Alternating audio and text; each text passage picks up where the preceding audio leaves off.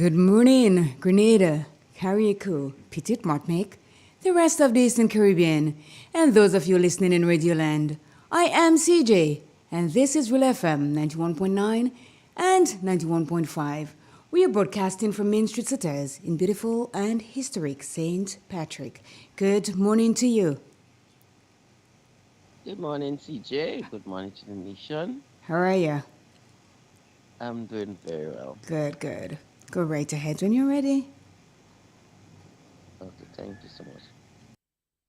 Hear me when I call, O God, of my righteousness. Thou hast enlarged me when I was in distress. Have mercy upon me and hear my prayer. O ye sons of men, how long will ye turn my glory into shame? How long will ye love vanity and seek after leisure? But know that the Lord hath set apart him that is godly for himself. The Lord will hear when I call unto him. Standing and sin not, commune with your heart, with your own heart upon your bed and be still. Father, this morning we are so thankful that God, we know we come to a God who is all powerful, almighty, all wise, and all knowing. God, nothing is hidden from your eyes. Even as the psalmist says, cleanse us thou from secret sin. Let not sin have dominion over us. Father God, even as we come this morning, we do confess our sins and our shortcomings, and we are all in need of your mercy, Lord. Be merciful unto us, Lord, and cleanse us from all sin and unrighteousness, and help us, God, to always have that consciousness in our heart that you know everything, you sees everything, and God, you are a God of justice, you are a God of judgment, but most of all, you are a God who is plenteous in mercy, and you have not always treated us as we deserve, because if you were to do that, Lord, not one of us would be worthy to stand in your presence. But God, I thank you for your forgiveness, and I thank you for your mercy. And as you said to us, forgive us this day our daily bread as we forgive those who trespass against us. And Father God, we pray that you leave us not into temptation, but deliver us from all that is evil for your name's sake. So, God, even as we come this morning, we are all in need of your mercies, we are in need of your pardon, and need of your forgiveness, God. And God, help us not to think that we are better than others and that we are more holy. But God, you said to us, be holy and as you are. We can strive in our life for holiness. We can strive in our life to be a righteous person and to do those things that will bring pleasure to you and are pleasing in your sight. So, God, even as we come before your throne this morning, Lord, we thank you for that access, that liberty that we can come. We no longer need a high priest. We do no longer need a pastor. We do not need, we need these people in our lives to guide, give us spiritual leadership and guidance. But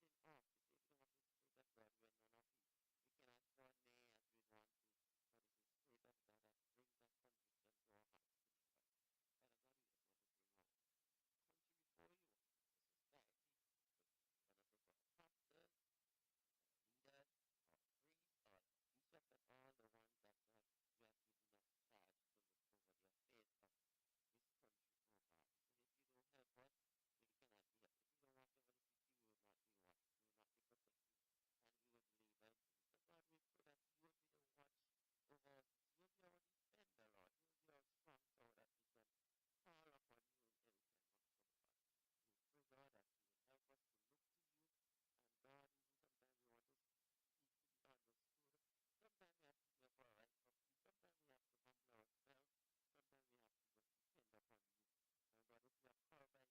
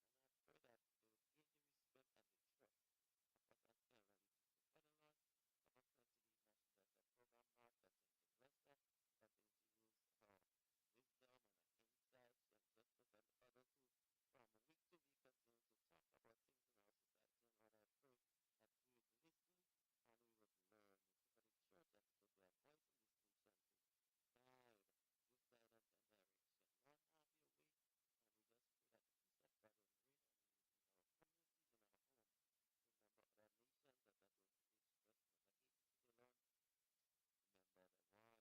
Lord, I pray that we would listen and we would learn. We pray for the church that it would be a voice in this nation to guide, give guidance and direction. Lord, have your way. And we just pray that the peace of God will reign and rule in our communities, in our homes. Remember other nations that are going through distress. Remember Haiti today, Lord. Remember the war against Israel there. Remember Russia, Ukraine, Lord. Sudan, where this famine and starvation, God, we continue to pray that God, you would intervene in every situation, Lord, and bring your peace. We give you thanks and honor and glory and praise now. In Jesus' name with thanksgiving. So very much for Yes, all that you friend. see and how you Have a blessed continue day. to try to make the youths and everything look up to their Mm-hmm. parents, and you have to look up to and everything like that. Really thankful for that. Have yourself a great day. You too. Bless Okay, them. bye-bye.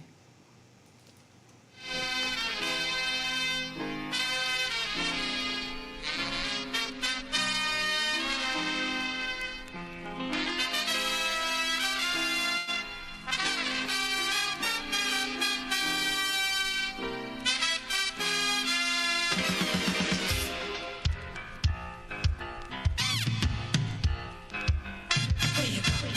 Where you walk? What you say? When you talk? Where you go? Where you walk? What you say? When you talk?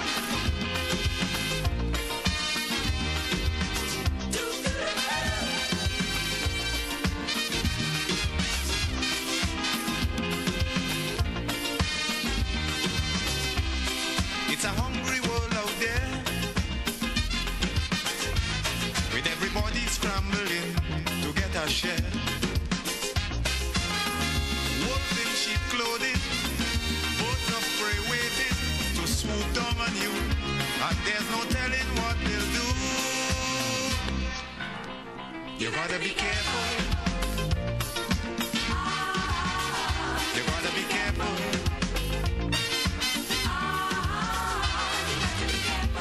Where you go, when you walk.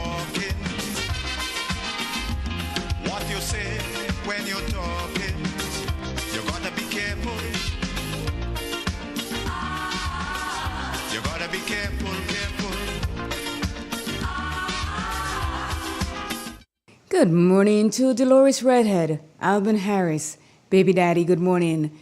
Good morning to Marlon Klein. Hope all is well with you. Errol Bonaparte, good morning. Thank you so much. Stephen Francis, good morning. Anne-Marie Celestine Grant. Claude Abraham. Mary Olivaci, buongiorno. Carol Belfon. Jerome Lewis. Good morning to you all that have already checked in on the live. And let me say good morning to Kenro. Hope all is well with you and you're feeling better. Coffee in the morning, good morning to you. Miss Matheson, Miss Job. Lorna Ben in Toronto, good morning. To you also, Teresa Joseph. Faithlyn Hallie Douglas, good morning. Nurse Francis out there in Chantimel. Brooklyn and Donoma.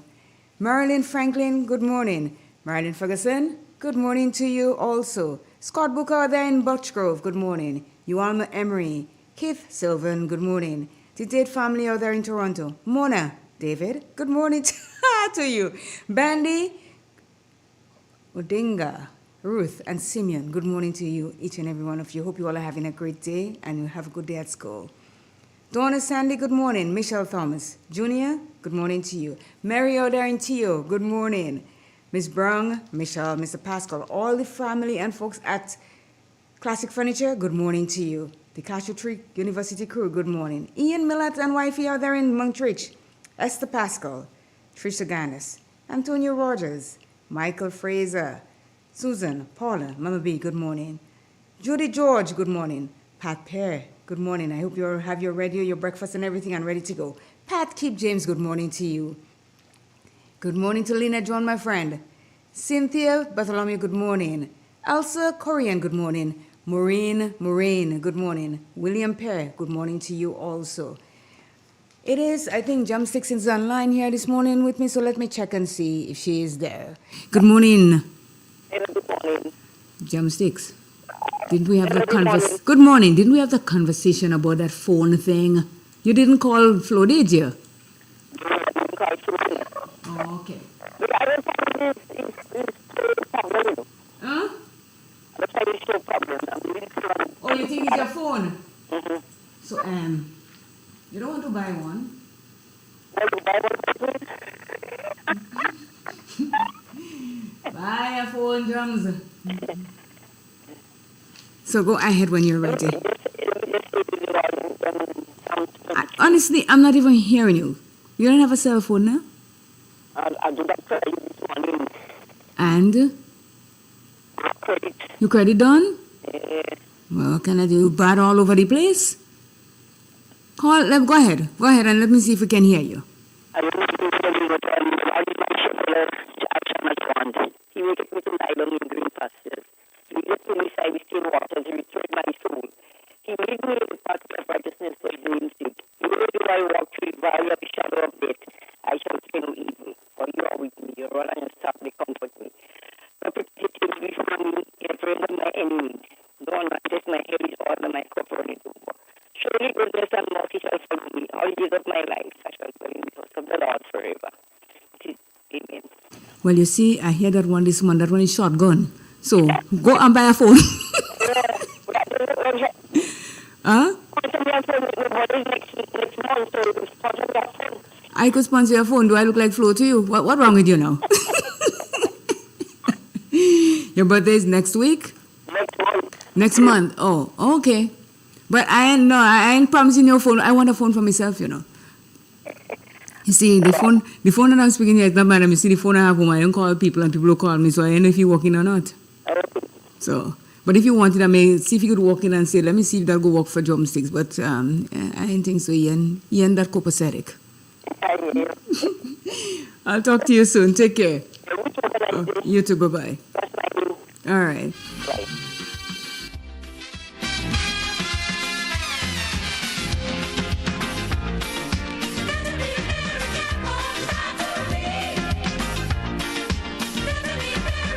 It is 7:17 inside the studios of Real FM and the rest of the Eastern Caribbean, also in North America.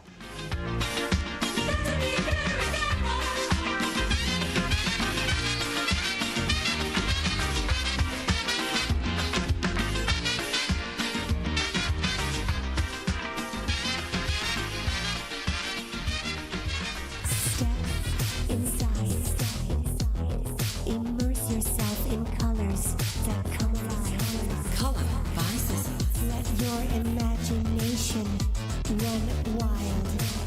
Surround yourself in a world of color. Color by Sissons. Endless inspiration. Bold expression. Bold expression. Color by Sissons.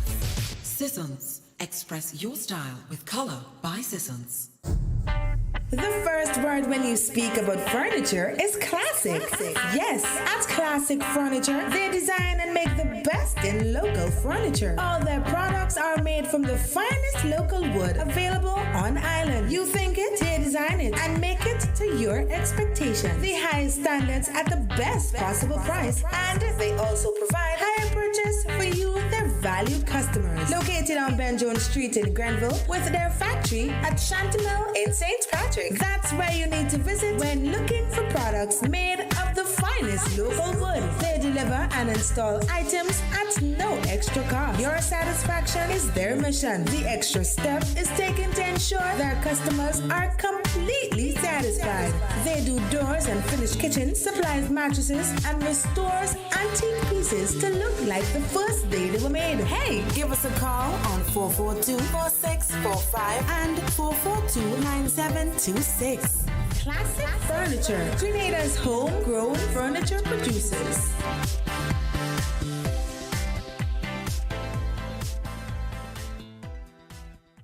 It is said the proof of the pudding is in the eating.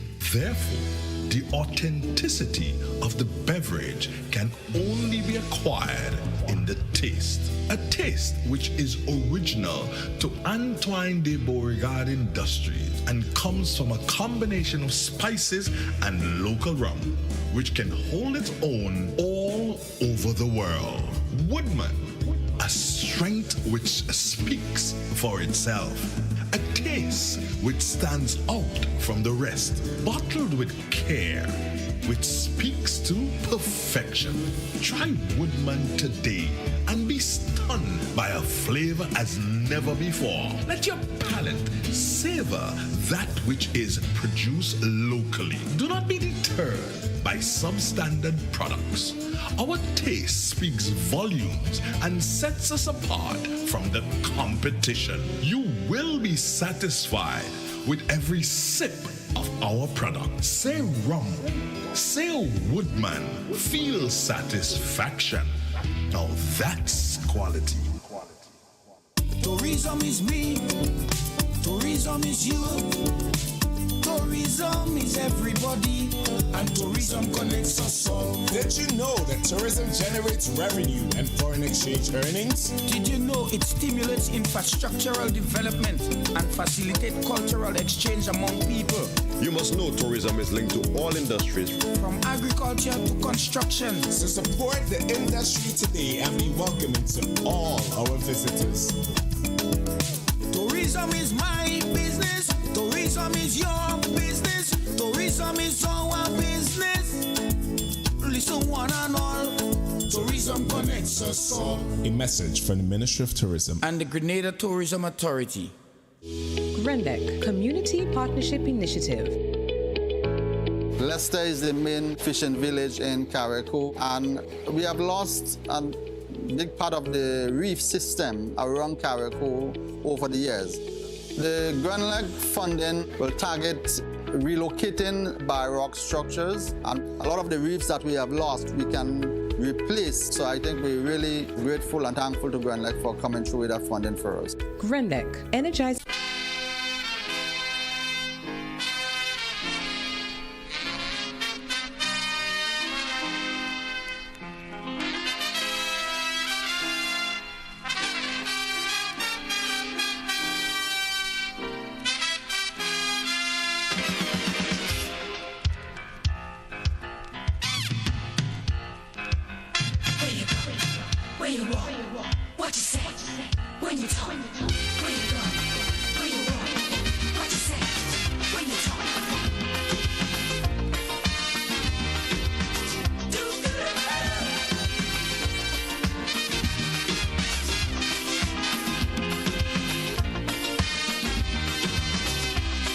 It's a hungry world out there, with everybody scrambling. water shed. Wolves in sheep clothing, boats of prey waiting to swoop down on you, and there's no telling what they'll do. You gotta be careful. You gotta be careful.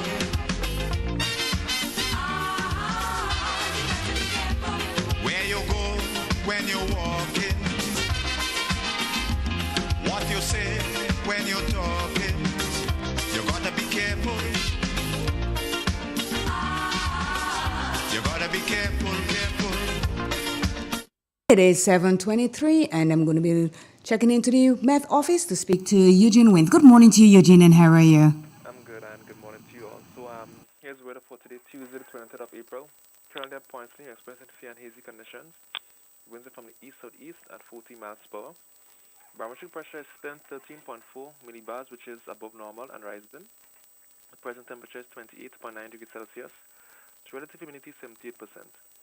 Yesterday's maximum temperature record was 31.9 degrees Celsius, and the minimum temperature last night was 27.4 degrees Celsius. Over the past 24 hours, there was no rainfall recorded at Points Lane, hence April's total remains at 6.7 millimeters. Let's go to the public forecast provided for today and tonight for Grenada, Carriacou, and Petit Martinique. The weather is expected to be mostly fair, breezy, and hazy. Any shower should be light and brief. There's also an advisory for moderate haze, which can affect visibility and respiratory illness. Today's maximum temperature is expected to have 31.5 degrees Celsius, with winds coming from the east to east-southeast at 12 to 22 miles per hour. Seas are expected to be moderate, with waves 4 to 6 feet in open waters, and a small craft advisory is in effect due to moderate haze. Tides are currently falling to low at 10 o'clock this morning. The actually high at 15 past 4 this afternoon. Sunset this evening is at 20 minutes past 6, and sunrise tomorrow morning is at 10 minutes to 6. Just to recap, it's the public forecast valid for today and tonight for Grenada, Carriacou, and Petit Martinique. The weather is expected to be mostly fair, breezy, and hazy. Any shower should be light and brief. There's also an advisory for moderate haze and a small craft advisory. For the Mid-Service at the Marble Shop International Airport, this is Eugene. Thank you, Eugene, and have yourself a great day. Thank you, Sam. Okay, bye-bye. You gotta be careful.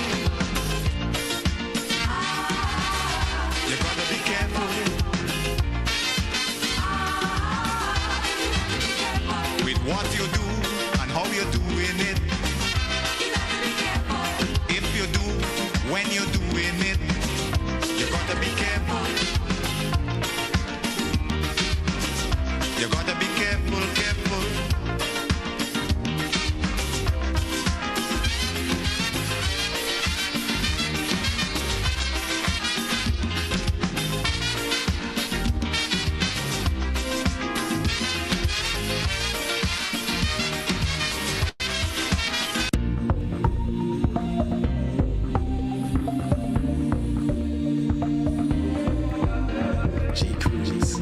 Save water. Save water. Save water. Save water. Save water. Save water. For me and you. Save water. For the future too. Save water. Every drop you can. Save water. For the Caribbean. Save water. Save water. How do we save water? Invest in making things better. Make things better. Make dams, reservoirs, and pipelines stronger. New policies and plans to take action. Educate the entire nation. Water is a finite resource that needs urgent recourse. Save water. Save water. For me and you. Save water. For the future too. Save water. Every drop you can. Save water. For the Caribbean. Save water. Save water.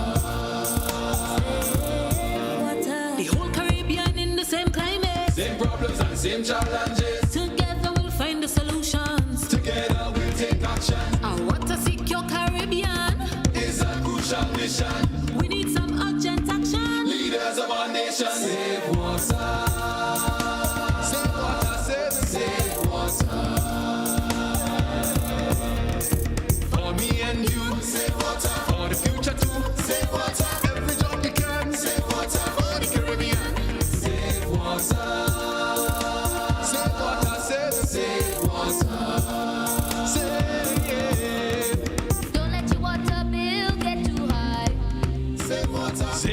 water that falling from the sky.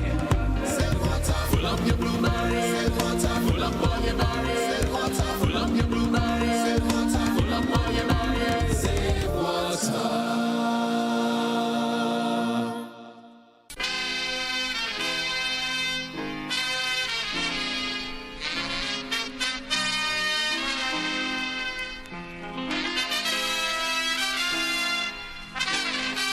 In an industry where customers expect quality, M&N Hardware Limited is a leader in locally manufactured aluminum windows, doors, roofing, and guttering. Our manufacturing division is efficient, flexible, and will always go the extra mile to surpass customer expectations. If you need security, sash, casement, or projected windows, we're able to do it. Our security and heavy-duty doors are state-of-the-art and can be customized specifically for you. Using innovative coating technologies and protective film, our roofing and guttering is weather-resistant, providing outstanding color retention for many years. Available in 24 and 26 gauge and a variety of color options. We are the leading company, a family that is proving to customers they can have their dream products. M&N Hardware Limited. Foundation to roof, let's build together. Third-party outages are caused by parties external to Greenneck. Kite flying is one of the major causes of third-party outages also. Kite flying over the years has proven to be an issue that has created many outages on our systems. This Easter, Greenneck would like you to keep your kite in sight. Use an open area with no overhead power lines. Avoid personal injury through electric shock. Avoid damaging property and causing inconvenience through power outages. Enjoy tradition safely. Avoid damage and injury.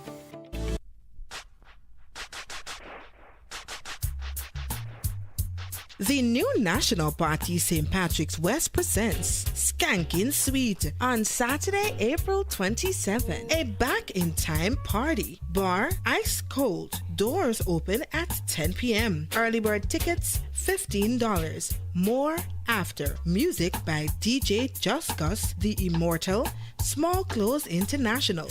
Where? At the arena. Where else? In Plains in St. Patrick. Skankin' Sweet. See you there.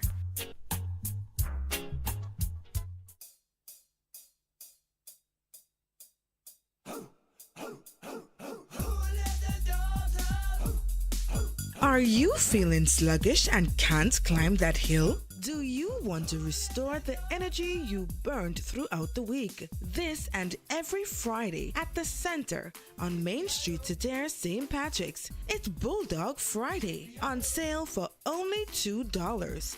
Yes, $2. You can get your mojo back when you purchase a Bulldog energy drink. Can it get any better? Available only at the center of it all.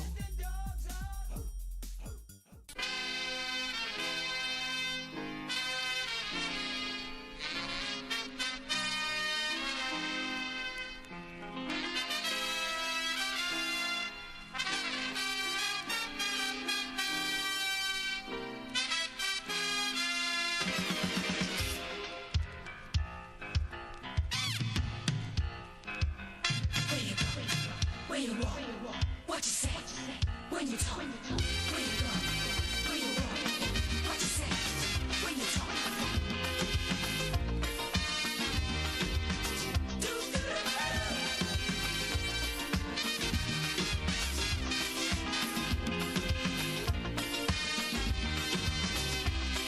It's a hungry world out there, with everybody scrambling to get a share. Wolves in sheep clothing, boats of prey waiting to swoop down on you, and there's no telling what they'll do. You gotta be careful. You gotta be careful.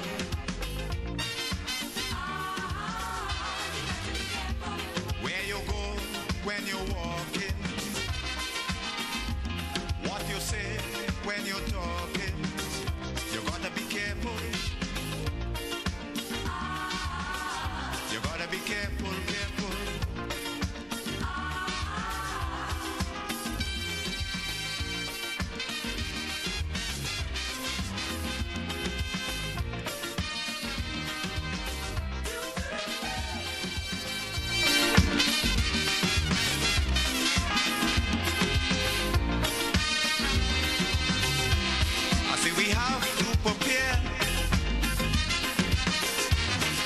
challenges of life without fear.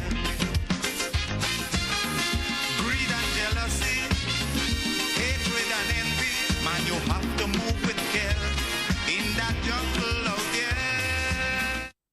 It is a 7:34, and I didn't fire him this morning because I didn't let it know that he showed up again, LAT. But I decided not to fire him this morning, so I left him, let him get his act together, let him get himself, let him breathe, clean his headphone and all that jazz. And he's here. Good morning to you, Jester. Good morning to you, Claire, and good morning to the listeners and viewers of Real 91.9, How are you doing? 91.5, www.realfmgrenada.com. It's a pleasure to be here once again for we to host another mental health Is Tuesday. that your phone doing that? No. Okay. It's not mine either. So some phone is ringing somewhere. You sure it's not your tablet that's doing something? Check your phone and see. Maybe the tablet that comes Or up. put it on silent or vibrate or something. Well, that won't happen. You don't do what you have to do already, so that's okay. What, That- was you that- wouldn't hear that song again. Was for that an sure. alarm to wake you up? I just asked if that was an alarm to wake you up. No. What is that? I'm not sleeping, man. See, I'm up. Sometimes we sleep Ready with to our go. eyes wide shut, So how you doing? I'm fine, Claire. I'm all right, man. How is football in the area? It's coming down to the Yes, wire. yes. Football, it's really, really, really great. Down to the semi-final stage now. In fact, you have a firecracker on tonight. A firecracker? Yeah. Who is who They're and what? Like Sally Rebels, they will be coming up against Rosehill. They are neighbors. And it's going to be safe and peaceful, you think? Well, I expect that, Because the rivalry is bad the there. police usually make a little patrol in between, which is good. Security is of paramount importance these days because look, I understand from the St. Mark celebration, the reservoir drum thing. Yeah, what some gunshot take place there? So many little disturbances, man. It's amazing. Young people going to enjoy themselves and what Well, these you young hear people are they walking in the gun, indulge ain't it? themselves in is just totally ridiculous. Well, they said somebody from St. Andrew shot somebody from St. wherever. Yeah, and that's the thing. Because the people of St. Mark's or Victoria in particular, they always say it's people that come from on the outside and create disturbances for the activities, and they are correct about that. Yeah. They are proven to be correct about that. It's like when people leave St. George and they come to Bathurst and they make a mess and they blame it on St. Patrick people. Because, okay, if you're staying in St. Patrick, which a lot of us are, and when the beach is not dirty all through the weeks and stuff, and all of a sudden something happens there and the beach get all filthy and they blame us here when we are not the ones that does it. Exactly, because during normal times, It's not. it's not happening. Exactly. And, Exactly. it's unfortunate. And Claire, what happened is that I understand those guys they come the day before. They come and scope out the scene? And maybe hide weapons and all them sort Is of that nonsense right? do happen. So even if the police check in on the day of the event, It's too sometimes late. they don't, It's too late. intercept some of these weapons and them. But my thing is just, if you're going somewhere to have fun, why walk with weapons? That's the thing, You see, they're making me afraid to go place, and that's why I chill by my yard. Yeah. Sure, right. Let me say good morning to Jerome Lewis. Jerome Lewis is checking in from Tio. He says Tio is in the house, in more than one house, in that house here too. Tio, And all right. Yes, Yeah. this is Toronto, Ontario for you. We call it Tio. Yeah. Joycelyn Francois, good morning. Pearl Charles, good morning. Louisa Williams. Christine Otley. Lorna Bain from Tio is in this house also too. Yeah, big up to Lorna, man. Anne Andrews, good morning. And let me tell you, Anne is a staple. She's always on here. I'm not sure if you only come in on mental health, which I doubt, but she's here every Tuesday.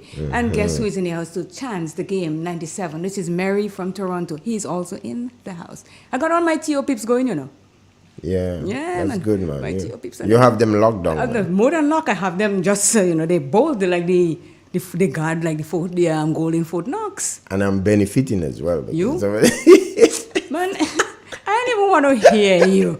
I don't know how you benefit. The only person you benefit from there right now is Lorna, because you know Lorna. And I introduced you to my sidekick, Lorna. You just want to just take Oh my over. gosh. You want to take over? Yes. Come on. You know better than stop it. Lorna know that is not true. You want to put it to the test? Yeah. You want to put it to the test? I'm Yes, asking you. Your yes. nose is growing because you know you're lying. Oh, please. Next thing I sit down here and your nose just hit me, boop, in my nose. Oh my gosh. So, Claire, what's up, girl? What's up? You asked me about my weekend. I didn't ask you about yours, man. Oh, my What's your weekend? My weekend was very interesting. Oh, yeah. You know, I'm doing a lot of traveling these days from here to the city and back. Saturday was a very interesting day because I had an event to go to represent Real FM. But I went to St. George's early in the morning. I came back, went home, do some stuff, and I had to come back to the studio here for 3:45. As you know, I had the carpet shampooed inside the studio here. It was kind of making me feel dingy, although I bathe, feeling as though I am bathed. So I got a guy to come and shampoo it. You see, it's smelling nice and so inside and clean, and you feel as though you can breathe. So, and then I had to go to that place for 6 o'clock, which you know because you took me there. That thing with Moss International. Yeah, man. you took me there. It was a very nice, it was a nice setting. I called it, they had it at the beach house. So I went there. And, you drop me and you tell me you ain't coming back and pick me up. No football take precedence over many things where coming back and football pick is me up. concerned. And I'm know like, them. and how are you coming back? I say, don't worry about me, I'll figure it. Because guess, let me tell you something, Jester. I am called a control freak. And maybe there's a reason why I control things around me. So when I'm going somewhere, and you gave me advance warning, Claire, I'm dropping you, but I ain't coming back and get you. I said, okay, no worries, I'll figure my way out. The thing is, I might have come back, but it's the time I would have come back.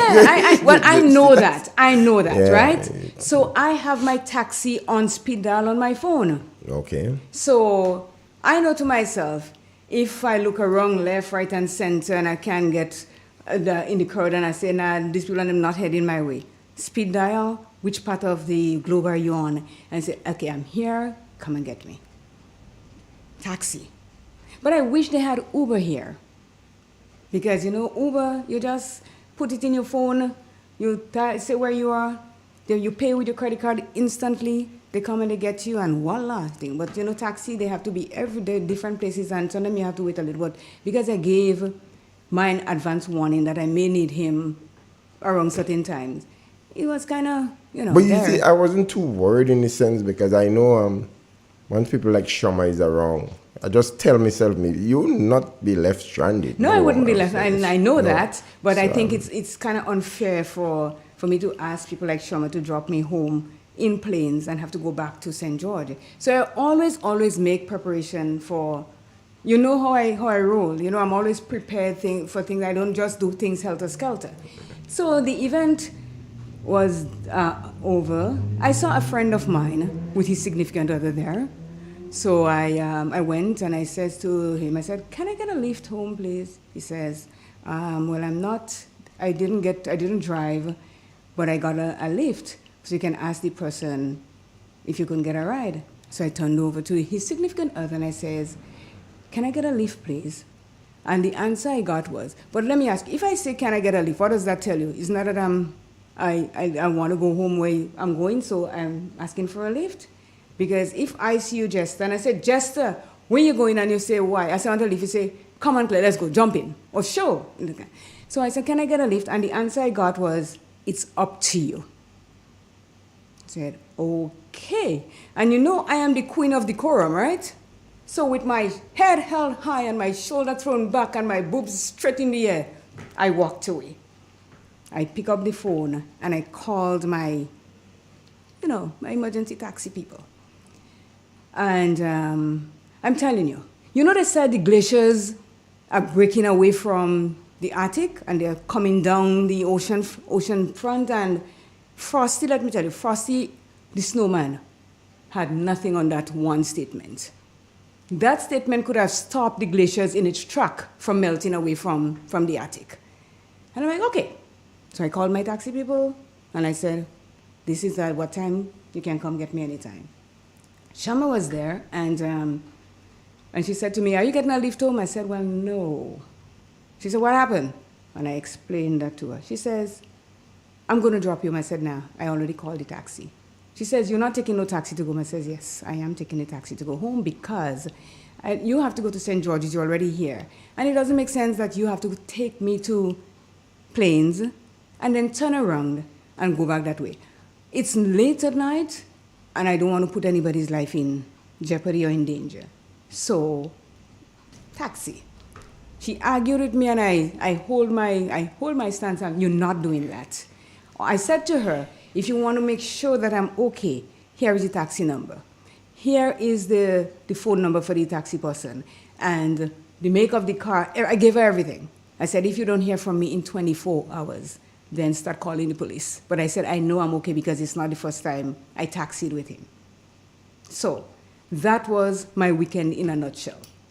So you have to be careful about words, and words are strong, and I want to be, because me as a person, I just be on the radio, and when I see meeting and them, I just see with little or no regrets, because you see the person you ask for, them and the significant other, So you didn't, wait, now you deaf?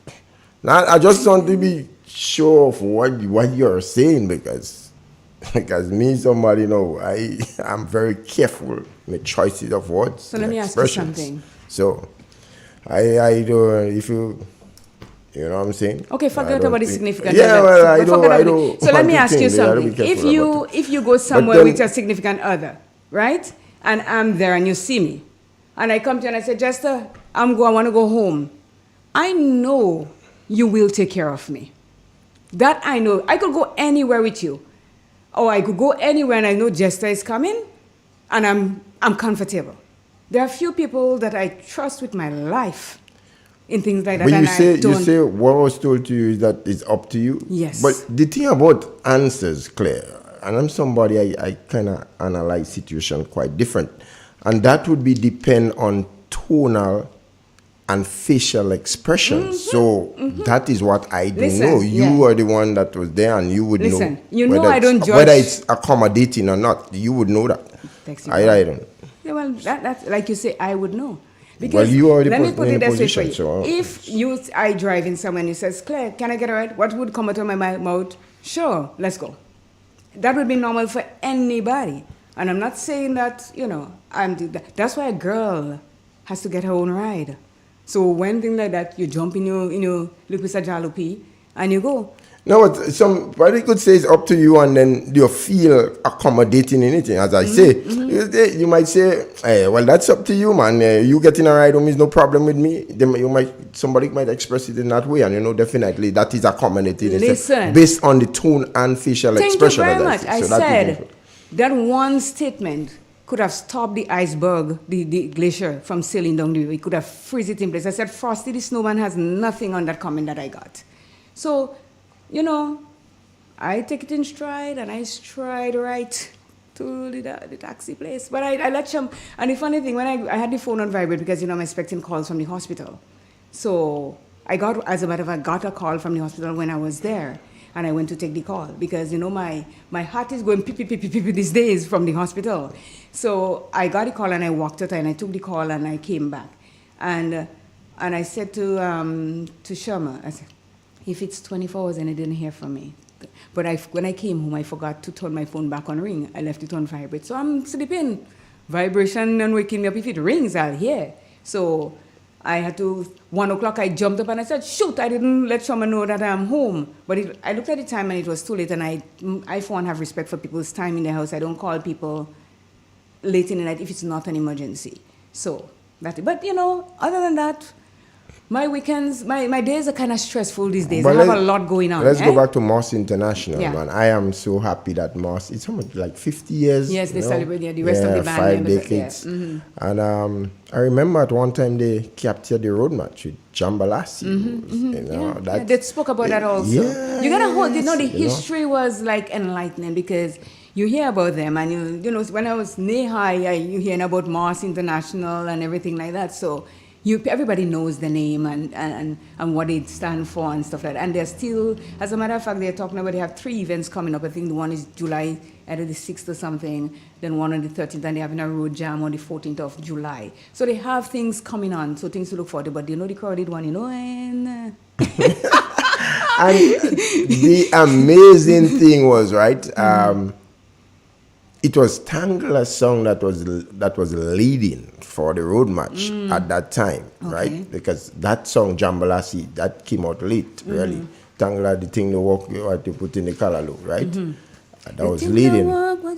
Yeah, but what was amazing? I think at that time, right? It was, I think Robert White and them was managing Black Roots at the time. I think he made together with Andrew Donald. I think they were managing. And Robert went to Barbados, and he brought down that song for Don and for Don Charles and them. I remember that. You know, the man brought down a missile to kill. Yes. His own, you know. But Jambalasi came out from the back, and it was really. Well, you know, all in all, so that's the history, man. Yes, and it was so that means Moss will be doing some stuff this year. Yes, in July month, And Shama was the MC there, and that's why I ended up going, because we got an invitation, and I asked what's going on with the invitation, if we are going, and he said, I am, you know what? And she said, I didn't know what to do about that as yet. I had an invitation for there too, but I told you, football. Football. So Shama said to me, she said, what you doing? I said, nothing really. She says, come on, take some stress out of you and come on. You're coming with me. And I think that's why she was adamant of coming to drop me back here, because, I went there because of her. She says, you are managing Real FM. You have to make your presence felt inside there. And I'm like, okay, I'm gonna come. So it was a good reason for you to be there. Yes. I don't go places that I don't have reason to go, honey. Anyway, let's move on and stop flattering this stuff. Let's get on with it. Let's get on with it, man. You asking me question and I'm saying you getting upset with me. What kind of thing is this? I like you again, man. I done. Gosh, I don't know what I would do without you, girl. You just you do taught me what to do with me, okay? You said the funny thing is we're driving along yesterday, and one guy said to you, what he said to you? Again? Yeah, he said, that's Boom Me, man. That's Daryl Phillip. Yes. He's like, so he saw you were going up with me, getting a lift to go up. And he said, no wonder why you always be arguing on the radio. So I said, yeah, we are saying, we have a call. Good morning. Good morning, Miss Claire and Mr. Igwe. That's Jester. Yeah, I don't want you to get it right. I don't want you to get twisted with his Igwe and Jester at all. Clear distinction. Tell us. Yeah, listening to you, what you just said there, I think the person who told you up to you, I think he said it in good faith. Okay. Yeah, I think he meant well. We have to understand that the English language is a very tie-up dialect in it. You know? But it wasn't, just to clear, it wasn't a he that told me that it was a she. Well, same. No, it cannot be the same. Don't come and tell me that. Huh? Yeah, go ahead. Yeah, because a man may tell the next one, look out. But I tell the next one, look out. And the man put out his head. And a block come from on top and take him. Why the man tell him look out? He meant for him to save himself from... Well, yeah, we know how the words has play. Right. We do know, but then at the same time, Clifford. Yeah. According to what tone of something was said to you, you will know the difference. The tone could have some effect. But, thank you very much. I believe that the person would have been genuinely. I cannot tell you what to believe and what not to believe. I was there. I was a recipient of the thing. But it's not an issue for anybody to make it. It's about me, and we're not doing that this morning. Too, we really don't want to make that an issue. We don't want to sidetrack from the topic this morning. I will. I'm with you. I can't do anything, but I just felt, that you shouldn't. I hope that you didn't take it on to me. No, I didn't take it on you. That's why I got home in the taxi. I didn't take it on. Claire, and I'm hoping that Clifford will be the possibility that you was fooling them because you have more than one means of getting home. Well, that too. Yeah. All right, later. Claire, and let me just send it. Yeah. That's it. We did not do it. You asked me about my weekend, and I tell you because we always ask each other about weekend, and I tell you but we don't want the next caller like Clifford coming and But that's let me not. Say good morning to Lindona George. Lindona is the person that called last week when she was very emotional. I am so happy to have you on this morning. Thank you so much. And we had a talk, and I know you're going to be a stronger person. I always say that you're made of metal and steel, because I know that I'm made of metal and steel also, and it takes people that go through a lot in their life to gain strength to deal with whatever it is come their way. And I pride myself on saying that I am a strong individual, and I would not make no apologies for it to anyone whatsoever, because I know how I go through my stuff and how I come out of it. So I'm happy to see Linda there this morning. Good morning, Ingrid Bourne. Like, that's the Bourne identity. You related to Jason Bourne? And Gloria Francois. Ivor Hollis, good morning to you also. I think we have a call. Good morning. Good morning, Clay. Good morning, Mons. Good morning, Jester. Miss Mona, good morning to you, my Caribstone lady. How are you? I'm doing just fine. Thank God I'm all right, alive and kicking. Why God is so good to us. Just give him praise. Of course, yes. Clay, just give that big man above all that due to him. Yes, yes. And take yours. And with a smile. I'm always. And say, thank you, Jesus. Don't worry over nothing. Nope. Because you have a man what could do anything. He can. Right. Thank you, Mons. Yes, ma'am. Somebody tell me to tell you, don't call my name on the radio. What are you saying? Oh, gosh. What? Mister, you in trouble? They cannot stop that. Tell them. Tell Jester not to call my mother name on the radio, eh? What is that? You want me to call it Mo? Whoever that let me know say a she. What is a she? Oh, yeah, she. Okay. All right. Okay. Well, she all about you know. Yeah. Maureen, good morning. Oh, Mona, as you say that, I'd like to tell you all the Shoma Wells fans in all the M's, the Margaret, Mona, Andy, whoever, Margaret, Mona. Tell me again, Magdalene. Mama dear. Mona. That's it? Just 4 of our letters making all the trouble? Maureen, right. 5 of all the M's? Like M&M's? Wow. What flavor are you? Are you the chocolate or the orange, the green, the red, the yellow? What color are you in the M&M's?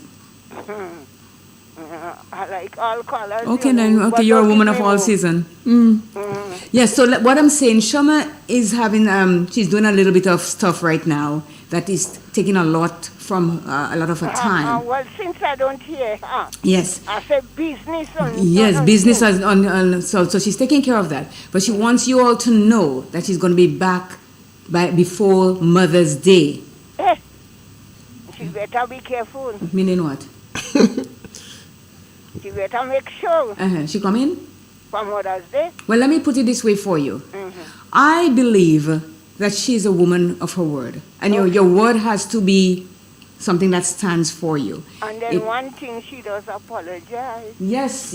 And she making sure she say what something hand off me and I get stuck in that and whatnot. And if she gave her word that she's going to be back, bet your bottom dollar she is going to be back. I know. You know, there are a lot of people that say things and they don't really live up to it. They don't, but I think she's going to be fine. She said she's going to be back by Mother's Day. I don't just dealing with some of that thing she have there now. That just joke. Yeah. I know you all are with her for years. Yeah. She told me that. I have a strange feeling that Shoma might just be coming back with Melee because Melee belongs to her. Yeah. And I hope she had registered it really, Yes, way back, man. We had two men with us. We had Uncle Joe and Mr. Joe. Oh, okay. Them was from Poetry. And well, I think they died. Oh, you think you're not sure? I'm not certain. Oh, okay. But I think Uncle Joe died. But I don't know about Mr. Joe too much. Okay. Right. But otherwise, everything is okay. Margaret, good morning. Yeah. Margaret, I didn't afraid you. Margaret is a tree. Yeah. She afraid me? And I don't know. She just start. Because I had 2 pieces of weapon for her. And you see, the program Melee that used to run by Shoma, man, that used to help create a big build-up, a grand build-up towards Carnival, Yeah, I remember. Yeah, Andrea and Jericho used to do one too. It's called AD and D. That was a good program too back then. All these little programs contributed towards a great build-up of Carnival events, And then so you make friends and meet people, and you don't cussing, you don't fighting. I know. No, You can't talk. They're shutting you up. And Yeah. sometimes shut up for good. Yeah. You know what kind of shut up I mean? Yes, we do. You go to the great beyond. Shut up for good. And Claire. Yes. If somebody bunks you, Mm-hmm. when you turn back, say, sorry, me, sorry, and run. Yes, I know. You don't have to tell me. I know that they practice that too. Run. You don't practice that? Yeah. Yes, that. Even though the person bunks me, I'm telling them sorry if it's not me that bunks them. You know, Claire, that's the point I was about to make. Yes, if they bunks me, I tell them sorry because my body made contact with theirs, and I don't want them to tell me, oh, you bunks me. And don't turn back. No. The one that says sorry, miss, or sorry, sir, and run. Run, yes. Because if you stand up and they watch you, sometimes things could change. Yes, Miss Mona. Yes, man. Just All right. I'm gonna just take a quick commercial break. I have to take a call. One thing I good because I do the show in already. Clean, marketed and distributed by Calico, Frequente St. George's, and are available at shops and supermarkets nationwide. The Grenville Cooperative Credit Union, the credit union of Grenville, takes you where you want to be.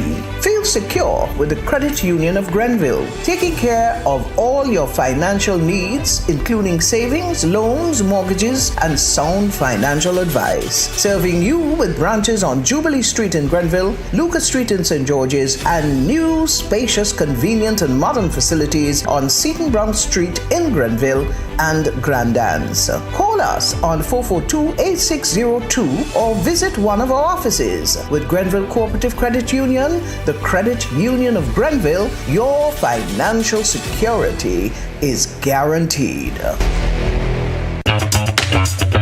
Like family, it's always exciting when lottery players get together. Now the lottery games are joining in the fun. Check out the multiplier family of Instacash games. 5 times the cash at $2, 10 times the cash at $3, and 20 times the cash at $5. On your tickets, match any of our numbers with any of the winning numbers and win the prize below that number. There's more. Multiply your winnings up to 5 times, 10 times, or 20 times more. Winning is easy. Play Monday to Sunday. There are no draws to wait on. Win instantly. It's the multiplier family of Instacash games with over $675,000 to be won instantly. Don't just buy one, buy all, because family is everything. Must be 18 years and older to play. NLA, making family dreams come true.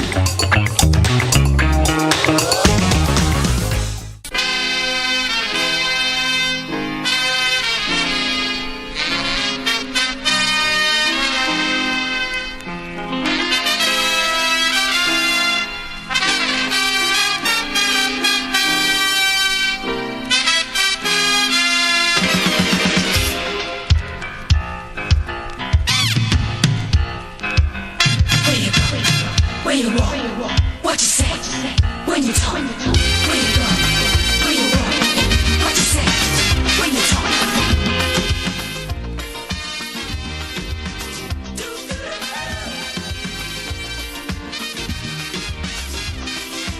Just so we are back. You know, our recording computer is giving us a bit of an issue this morning.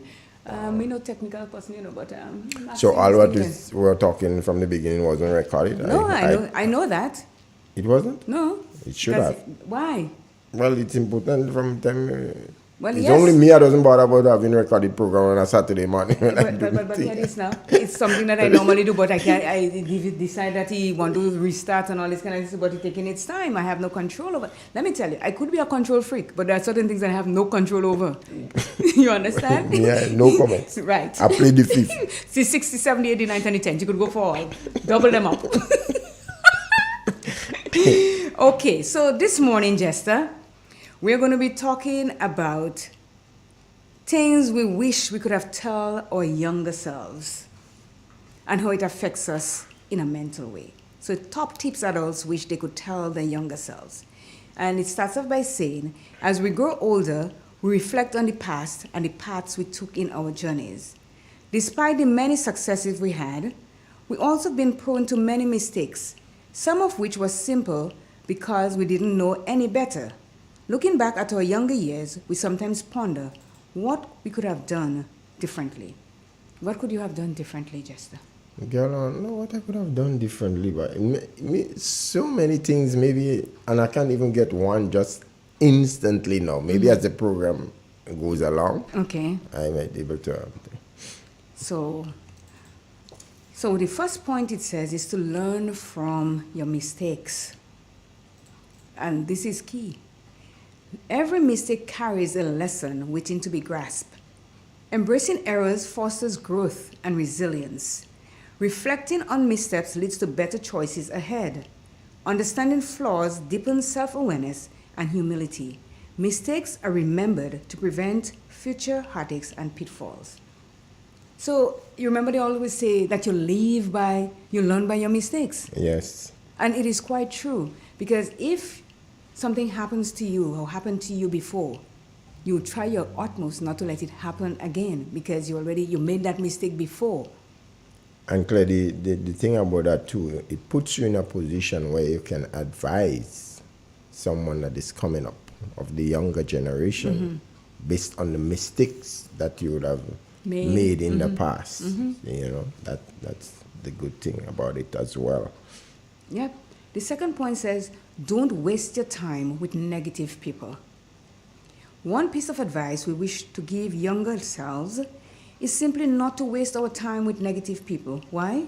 Because life's too short to be bogged down by pessimism or unnecessary drama. Time is precious. Spending it with negative people drains energy and joy. Positive surroundings foster growth, inspiration, and well-being. Prioritizing uplifting relationships nurtures a brighter, more fulfilled life. You're sure right. That I've learned a very long time ago. For You sure. did? Yes. Okay. Yes. And I'm telling you, anybody that have a number of friends per se, because people get twisted with associates, right, and acquaintances. And friends. There's a big difference. A big gap. So if they want, because genuine friends, you don't find them plenty. So if people are claiming that they have a whole heaping set of friends, usually they're in problems. Yeah. And you always hear me talk about my friends, my peeps. I don't have a lot of them. And I am sung with those that I have. Because I'm telling you, if I'm in a jam, not the reservoir jam, but if I'm in a jam, I could pick up my phone and say, hey, I need this, please. And no questions asked. It's coming to me. Right now as it stands, I have a friend here. He came in yesterday, early morning flight, Bushies. That's my friend. Well, I know. And You don't have to tell when me you hear him that. talk about it, we go beyond friend. You refer to us as brothers, really. That's just to tell you from. Well, you know? I have a sister friend. That one is in a league of her own. Yeah. A sister friend. You know. And I have Lorna. And I have, and Lorna is my real peep. Like, I could say anything to Lorna and just walk away. I hear it nowhere. Yeah, and that's but it. that's the thing, I hear it nowhere. The sort of things that Bushies and I did in the past, man. And no one spilled the beans. Yeah. No, and you see, that is the thing about create good friends. Yeah. Because good friends don't let you get to trouble on your own. No, they are there. no. They got your back. The trust and the confidence that exists. Yes. And if that you know me, if my trust is broken, you're gone. Claire, Chopping block. That's a big thing, Yeah. Because trust is not an easy thing to repair. No, it is not. It is not. And you and more you get to. What if somebody tells you something, even though it's the truth, they tell you question it still because the trust was broken. It was broken. Yeah. And that's why I pride myself, Jester, on whenever something comes from my mouth, it is the truth. I'm telling you, it's the truth, because I don't want to have to think about what I said to you before, so I have to cover my tracks. Right. You understand? Yeah. So if you ask me something and I'll come out straight and say yes, and if I don't want to talk, I don't want to talk about it, just leave me alone. But if it comes out of my mouth, you know what I'm coming at you is naked truth. And that's why I I'm very, very careful what I say to people and who I am around. Yeah, because people yeah. can take what you say and twist it to their own advantage yes. and come at you and say, well, Claire said this and Claire, when that's not what I said at all. Yeah, they give the wrong impressions. They convey the wrong Yes. message, everything. And let me tell you something that God had blessed me with to make me the special person that I am. Great memory. Memory. Oh my gosh. Sometimes I frighten my own self what I remember. Yeah. Honestly, you know. Yeah. I frighten myself sometimes and I'm like, where did that come from? I remember things from way, way back. And it's not that I store it there to remember it, you know. It just, a situation happened to me and it just popped up.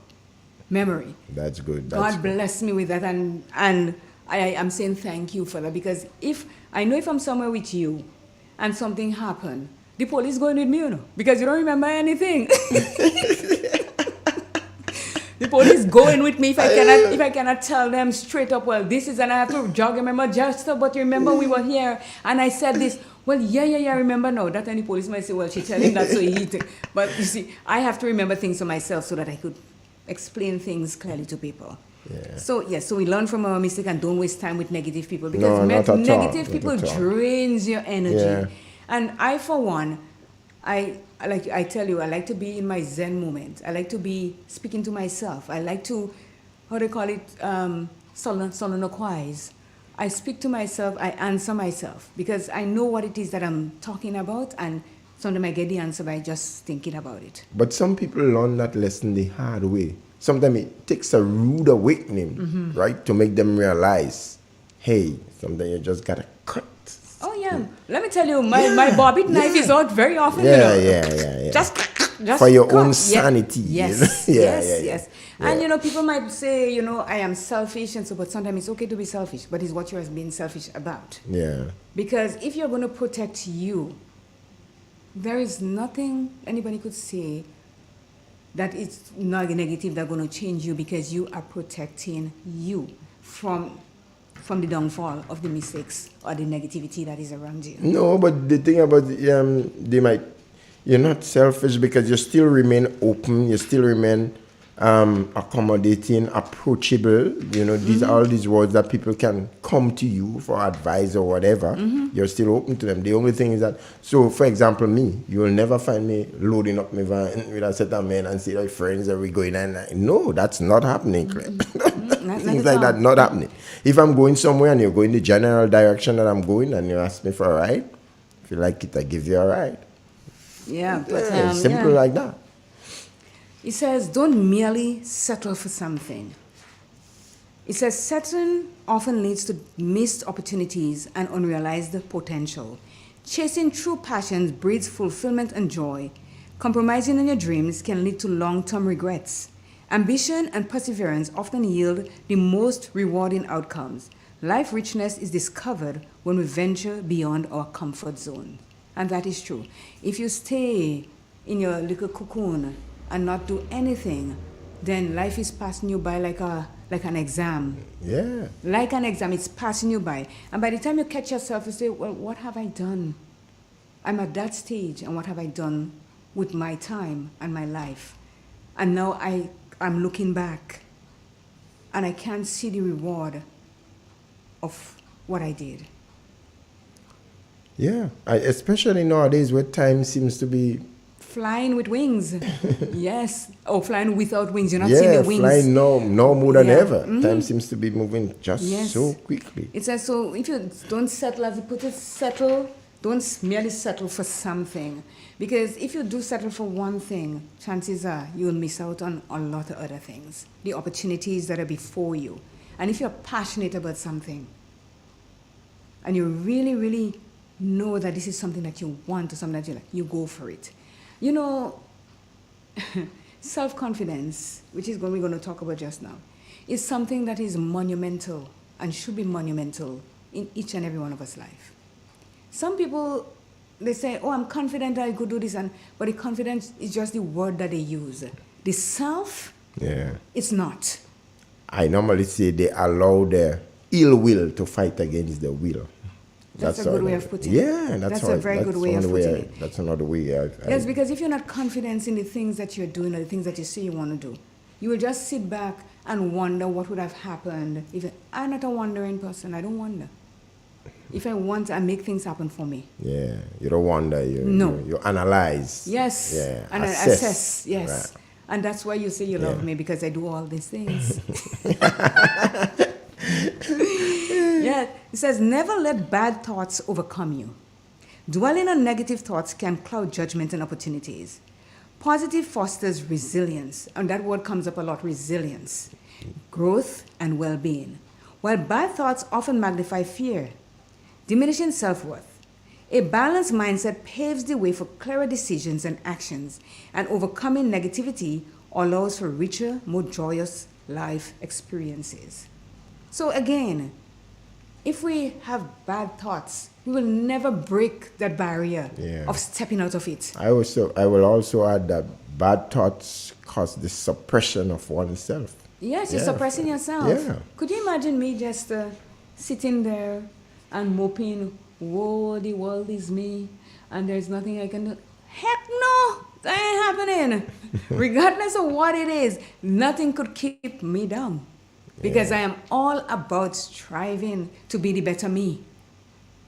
That's correct. And I'm always living, there's always room for improvement. So I'm always stretching to improve myself. I'm not on climbing on somebody's back to keep them down so that I could go up, Yeah. No, this is not what I'm doing. I'm not using people to get where I want to go. I work hard to get where I want to go by doing the things that are diligency and, drive.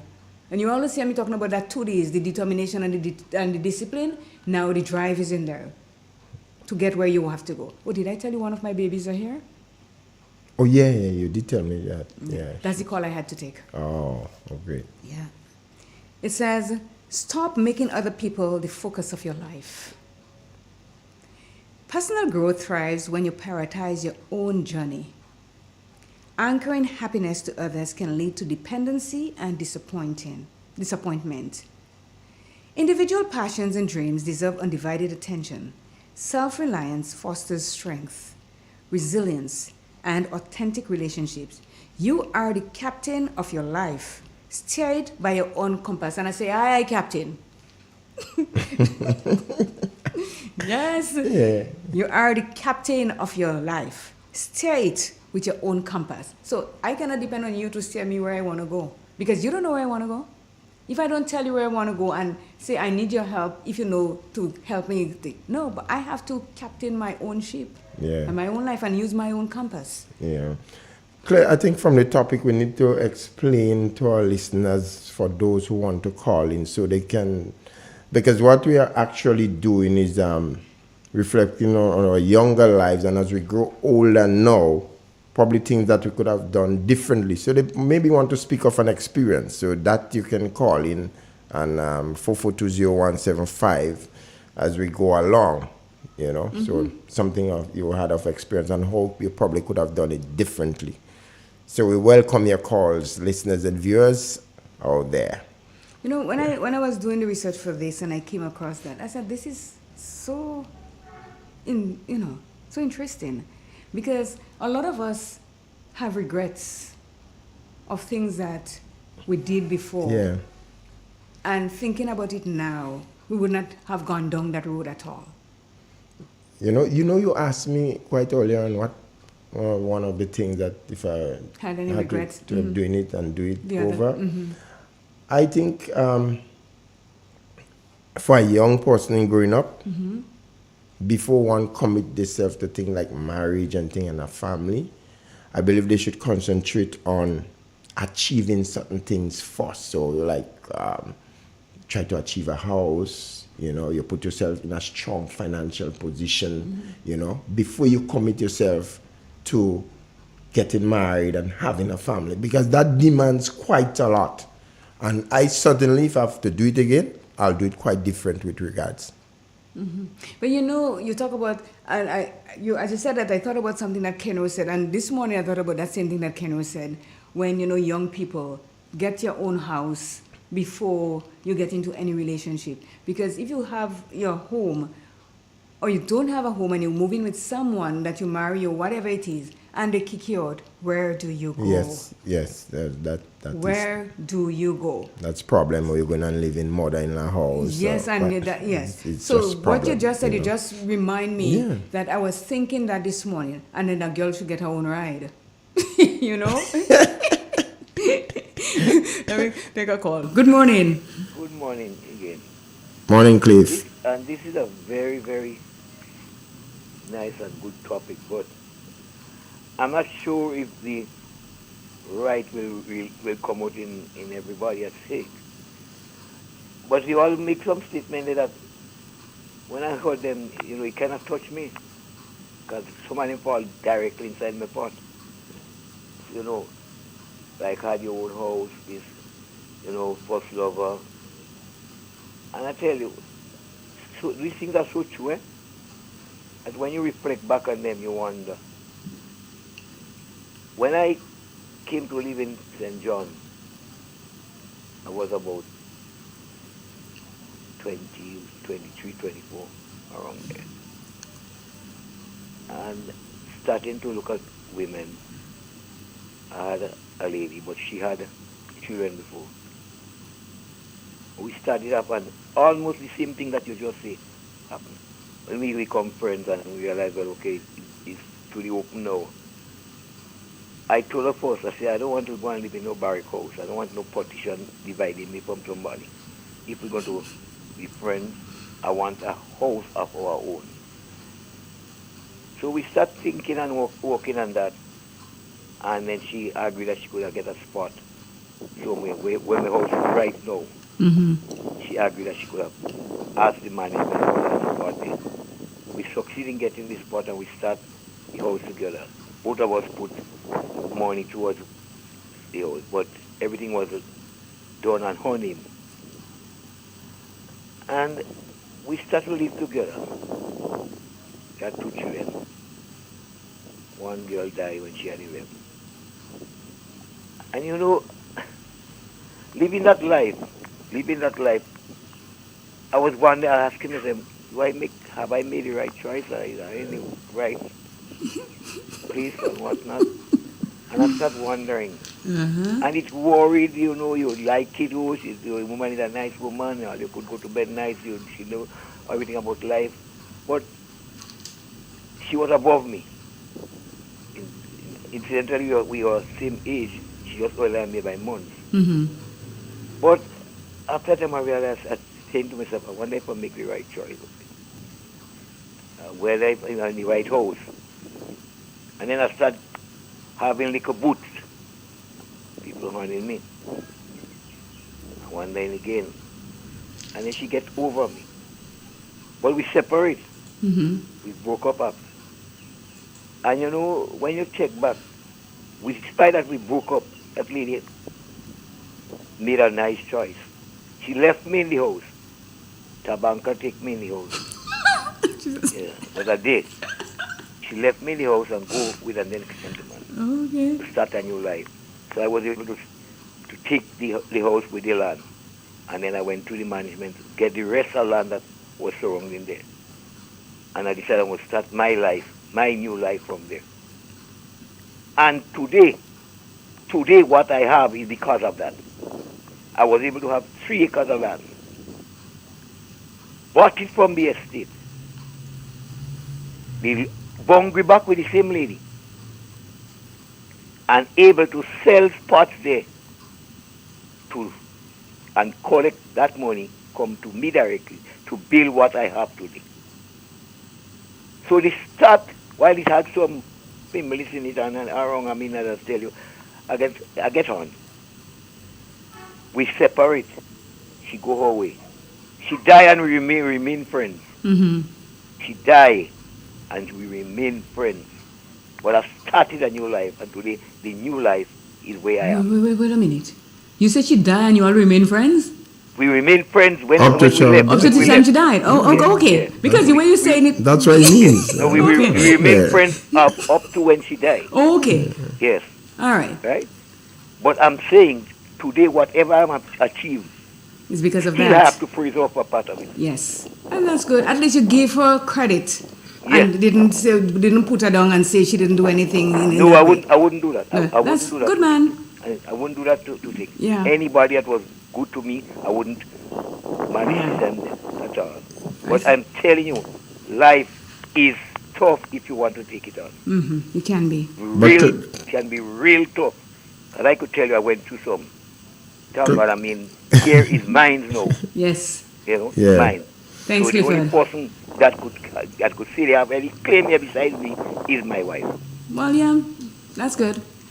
All right, thank you. Thank you. But Claire, the critical point there, what Clifford is making is that from that negative, right? He turned it into a turned positive. it into Yes, and this is what you such have a to do. positive. Yes. That's the crucial point there. And that's why it says, Yeah. do not let negative or so thoughts stop you from being who you have to be. Because you see, we're all wired differently, Jester. And sometimes one thing somebody does to you, it can sink you for the rest of your life. If you don't have the know-how and the metal and the steel to switch it around to make it into something positive. Yeah. A lot of people that go through a lot of stuff like depression and mental issues is because they couldn't come out of what somebody did to them or what happened to them. But Claire, if you also hear a lot of success stories that come from some people, Yes. it was because of Something. they felt that they were ill-treated one way or the other. They used it, right, turn as a around. determination, you know, and turn the tides around. Well, you heard me yeah. say that a long time ago. Yeah. Life wasn't always great for me, but I'm a rebellious person. I was a rebellious person. I'm a rebel Yeah. with my own right, and I don't let things stop me from because it doesn't last forever. You understand? The things that happen to you never last forever. There's always room for you to just jump out of it. We got a call. Good morning. Hello, good morning. Good morning. Good morning. Just morning, how are you? I'm good. All right, Claire. Yes, sir. Yeah. No, this topic is a very interesting one. Mm-hmm. I had a granduncle who died since 1988, the 1st of December. Mm-hmm. And one time he saw me and a young lady in a conversation. After the conversation done, he called me and said, "Watch, I've been noticing you for a long, long time." He said, "But let me tell you something. Before you find place to put what God give you, find place to push your head." Told him anytime and he point at the house, he say, "You see this building there? See, this is mine. Eat less, drink less, get your own. This is mine and mine alone." See, You get telling one all- in. They are telling you all that to safeguard you. You see, these are the things in life that could break you. You see, so take one in. See, eat less, drink less, And get your own. Yes. Yeah. mine, That was great advice. Yeah. mine's alone. Yes. Yeah. Thank you. Apart from it, say, before you find place to put what God gives, you find place to put your head. Yes, it's true. It's Yeah. true. Yeah. Yeah. That is a lesson for young people Mhm. to learn, because if you're not going to take this into consideration, you're going to wind up outside on the street. Mm-hmm. And listen, it's really, really, people think that it is not easy to go on the street. It is very, very easy for someone to end up on the street. Very easy. And I'll explain afterwards. Thank you so very much. Yes, okay, thank you. Okay. We have a call here. I don't know if he's still there. Let me see. Go ahead, please. Good morning, CJ. Yeah. Good morning, Jester. Good morning to you. You know something that in life, we could bring our downfall is ourselves, Mm-hmm. right? And they were saying that when we believe what people said about us, and then we don't believe in ourselves, that means that you don't think it for yourself, but then people think for you. Mm-hmm. And I always say, once you believe in yourself and you have the confidence in yourself, you could achieve everything. And then the greatest hindrance is not someone tells something, but yourself. When you have doubt. But when we remove doubt from you and say, yes, I can do it, I can do it. Always speak that word to yourself. You will achieve many things in life. But when you put a doubt in yourself, failure will come upon you. True. And one of the advice again, known as friends. I always say you have friends. And friends that a real friend and a true friend, we always encourage you to go the right way. To go the right way. And if you have someone that tell you to do that and it's wrong, that's not a friend. They're not a friend. You can see how you have all kind of friends. People that might do that, you might have some money. Okay, let's say like an example, like you might be down to earth and things, you are nothing. And it happens that you come down and you achieve something that we much better. The same people that didn't want you as a friend, now they want you as a friend. So then now you have to look back and say, no, that person didn't want me as a friend, but why now they want me as a friend? Are they genuine or are they just only want to be friends with me because they could get something from me? So then you have to look back at that. And not only just a friend, but it's a friendly relationship, a friend. Because you know, like as a young man, just somebody have a young lady courting. She was and just somebody talking from my head from Monday to Sunday, and then one turning down. And just somebody be a good footballer and make you in that team. And that same young lady that just was preaching from my head to toe until I love her. She didn't really interested in Jester. But now Jester become a good footballer now, representing Greater. She called me now. So Jester now had to look back and tell herself, is this lady only coming around referring to me because of my sportsmanship that I'm a great footballer for Greater? So then it's something you have to look back to see, is it true or not true? And I always say, I go get an example with me and see, okay, but I was in the army. And my wife presently, when I left the army, I lost everything. Which army were you in? Greater, yeah. Okay. PRG. Okay. Yeah, PRG. And when after I leave the army, I lost all that I had in the army clothes, everything. And I came back up where I reside presently. And we made my friend. And this is something I always said wherever I go, wherever I travel, around the village I live in. And I have many choices also made. And I made a choice to friend with my wife present that I did with presently. Because I didn't have the worst part of my life. That when I pick up, when we become friends, because I was sharing and then I live and I went in and then I didn't know because I open and see other things. And we become friends. And that's what we always talk about. I could say my wife don't love me because of what I have. I didn't have nothing. Right? I didn't have nothing. So then I could say, you would say that is genuine love. Right? So that's my point this morning. Thank you so very much. Yes. So he was in, I said the PRG, not the PRG. The PRG was People Revolutionary Government. So he was the PRA, People's Revolutionary Army. Yeah. You know, there are different armies, so I want to know where he was, because people travel to different countries, to different armies and so.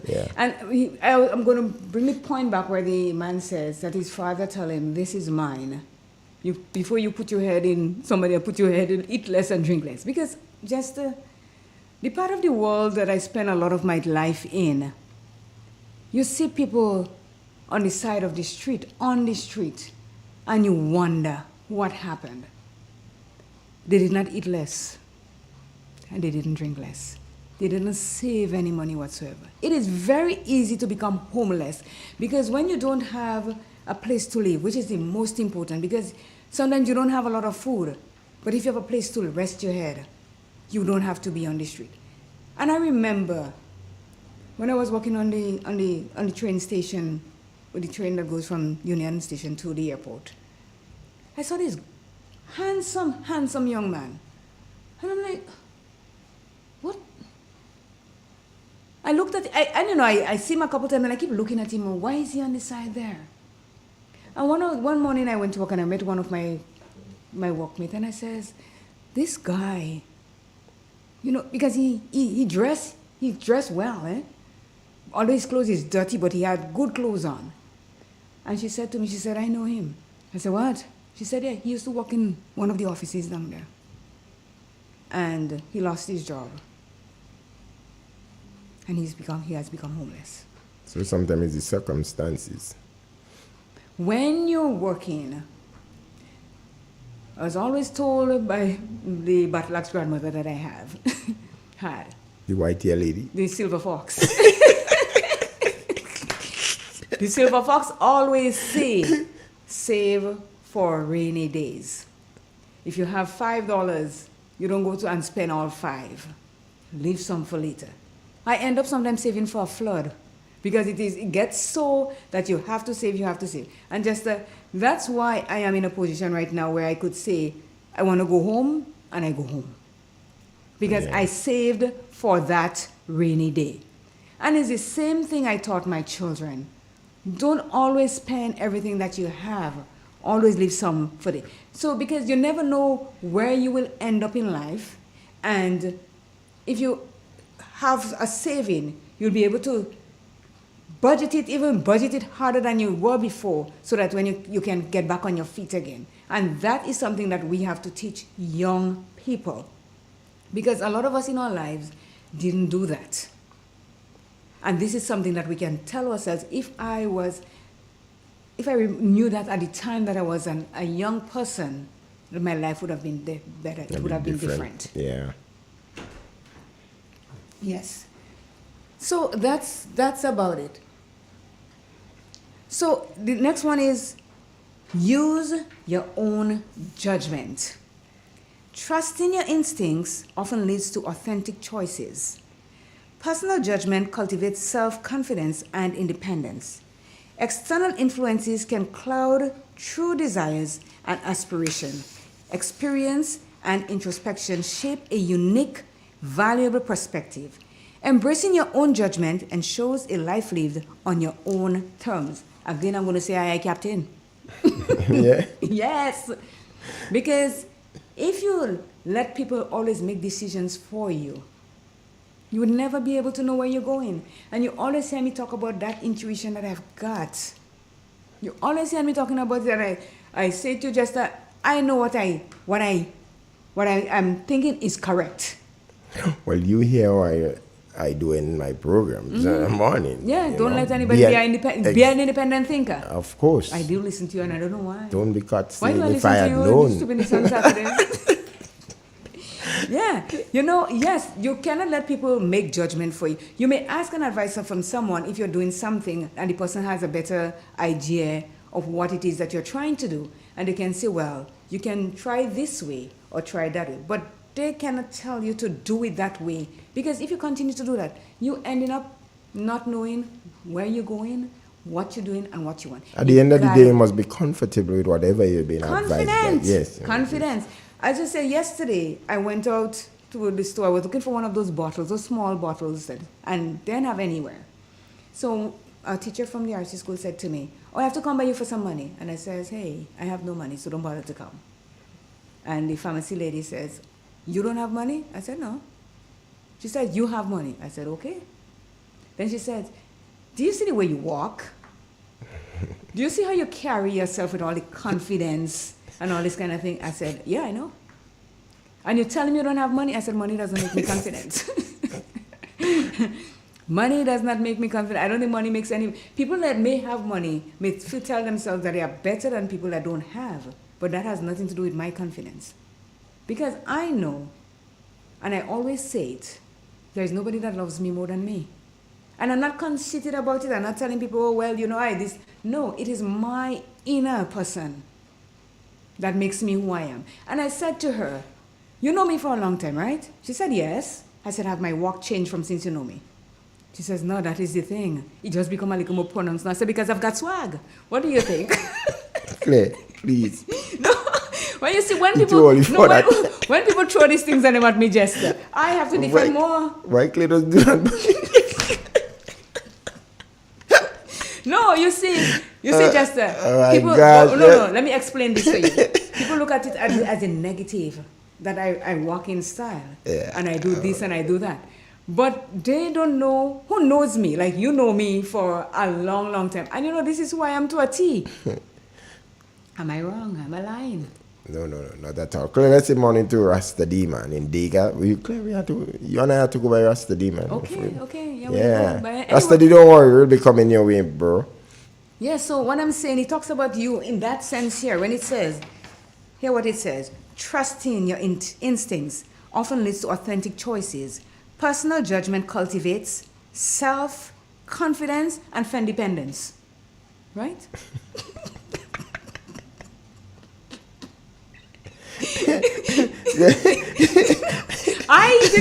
You reading in there, ain't it? Ain't you reading in there? Read again.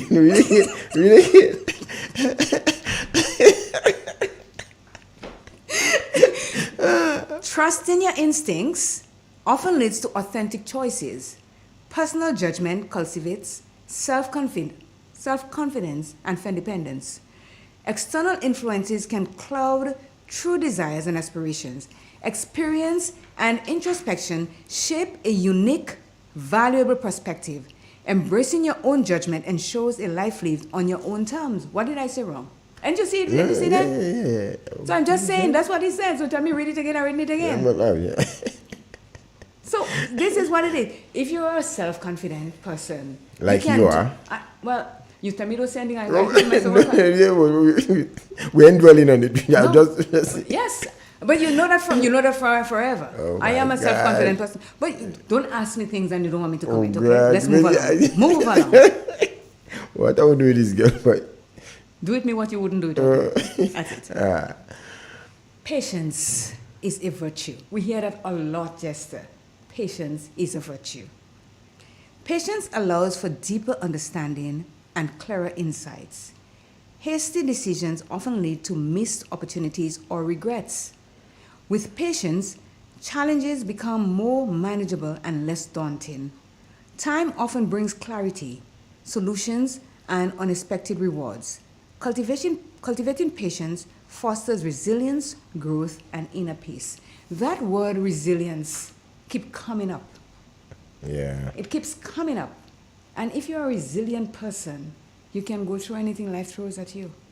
But we are normally defined as that kind of people.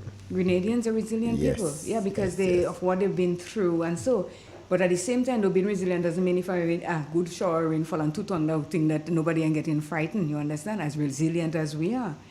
But resilience really telling you that you do not break from the first thing that hits you.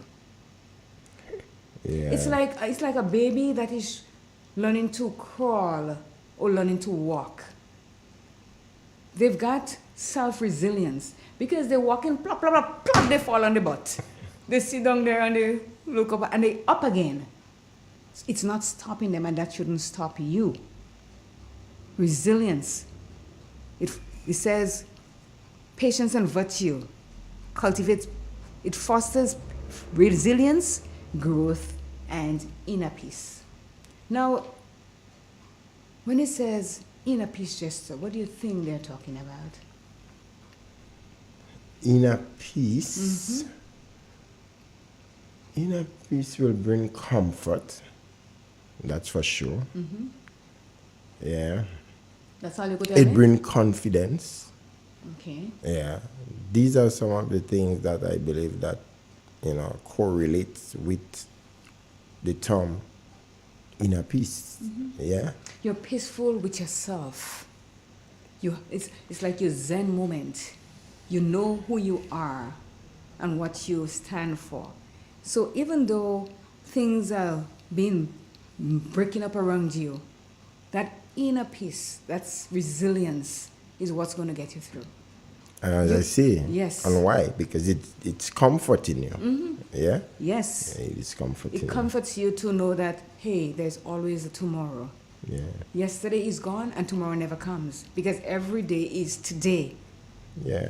And going back to the whole thing there about patience, I mean, anybody do things in hastiness, usually it turns out to be a problem. You said they said a hasty but never build a good nest, exactly. Yeah. Exactly. You assess wrong, your judgment would be bad on it. Once you're doing things hastily, man. Yeah. Teresa Joseph, good morning. Nathalia John, good morning. She's always checking in. Veronica Edwards, Jill Williams, Kathleen Ledlow. Trouble FF, good morning. I know you're locked in. Bernadette Abraham, good morning. Jester. Did you mention the Hollywood stuff earlier on? Yes, I did. Fithlin Hallie Douglas. Fithlin and family, good morning. These days I have to include the family because once the daughter came up to me. And she tell you does not say hello to her. I know. You did not say so it's good not morning just to Fitlin. your Hill Street people this morning. I didn't say morning because I didn't want you to say That one on top of the hill up there. I don't tell me that. I'm afraid to call she name. You have to bring the birth certificate for you to have respect for her, remember? Yeah? Yes. Yeah. So, that's what it is when you cultivate patience and it fosters resilience. There was a time that, things happened to me and I'll blow. I'll upset. I'll say things and so. But, Claire have become the calmer Claire now. I just let things slide. The chips may fall where they want to. And there's something that I realize since I've started doing this, that things just fall into my lap.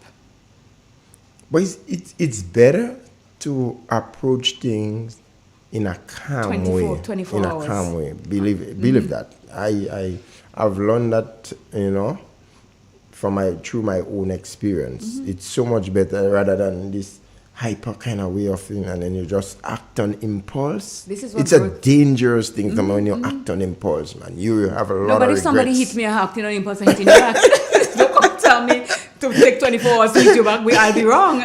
Because Claire, let me use the opportunity to say good morning to the Glean family. Yes. They might be out in the States now, They might just be listening. Yeah, but especially to the husband. We heard from Mrs. Glean yesterday. It was such a pleasure. Yes. Margaret, good morning, my dear.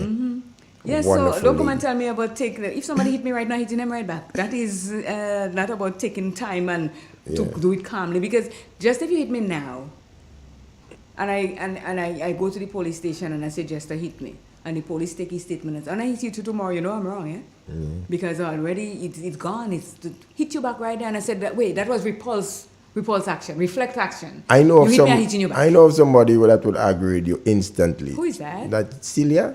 Well, yes. She doing that just so too.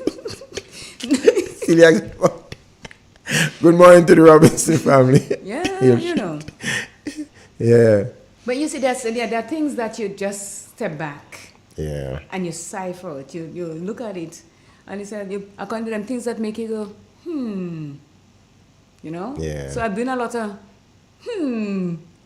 when things play out around me. So, it's not every time that you have to let out what is inside of you.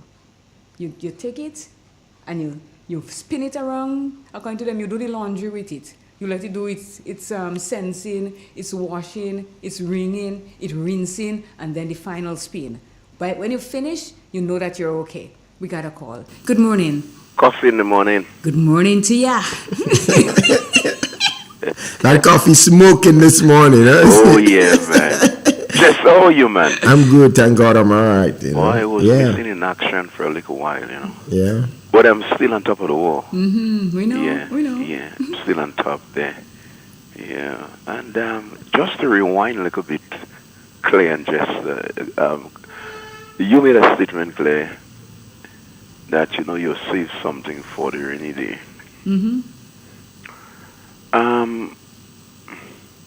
I think it was Shadow that sing that song. When you're young, you're young. And when you're old, you're old. A matter of being old, Shadow say, it put you in a position that while you were young, you have the energy to do a lot to even achieve for whenever you're getting older. But when you get a certain age, there are a lot of things that you cannot be able to do for yourself. So Shadow say, when you reach that age, you will have to ask somebody to scratch your back for you. Rub me head for me. Bring the pole for me. Because you cannot do it for yourself. Now, I say all this to say that a person's greatest achievement in life supposed to be whenever you are young. And that's why I do everything in my power to make sure to give my children what I did not have the opportunity for my parents to take a good education. I don't have it. But when I saw the state of my parents and they were willing to help, but they didn't have what it takes to help, then I I decide to get up and do everything in my power to help myself.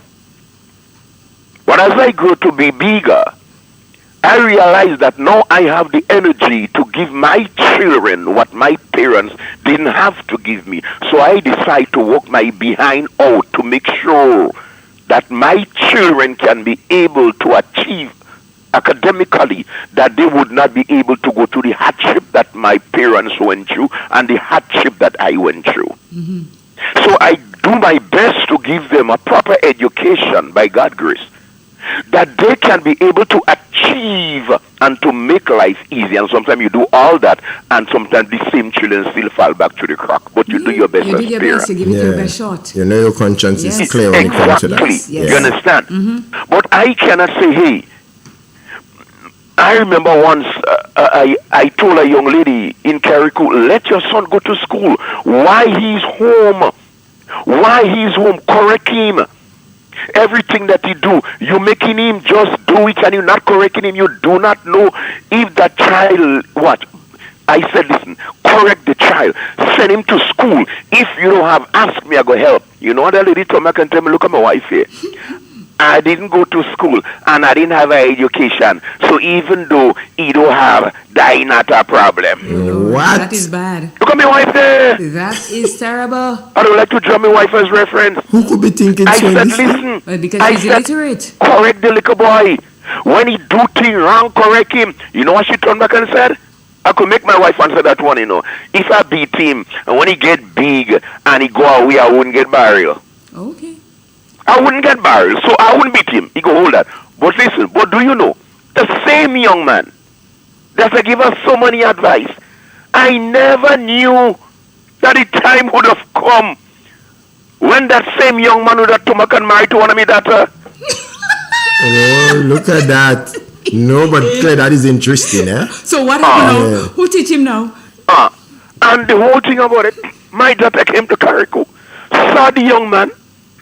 She brought the young man to me. I made the sign of the cross. You make the sign of the cross, you said just now. I said, if I make the sign of the cross, I said, Lord have mercy. The Bible said the thing that you fear will come upon you. Oh, yes. I did not like the relationship at all. But I learned to respect the choice of my children, even though I'm dying inside. That is you. She took him from the guttermost.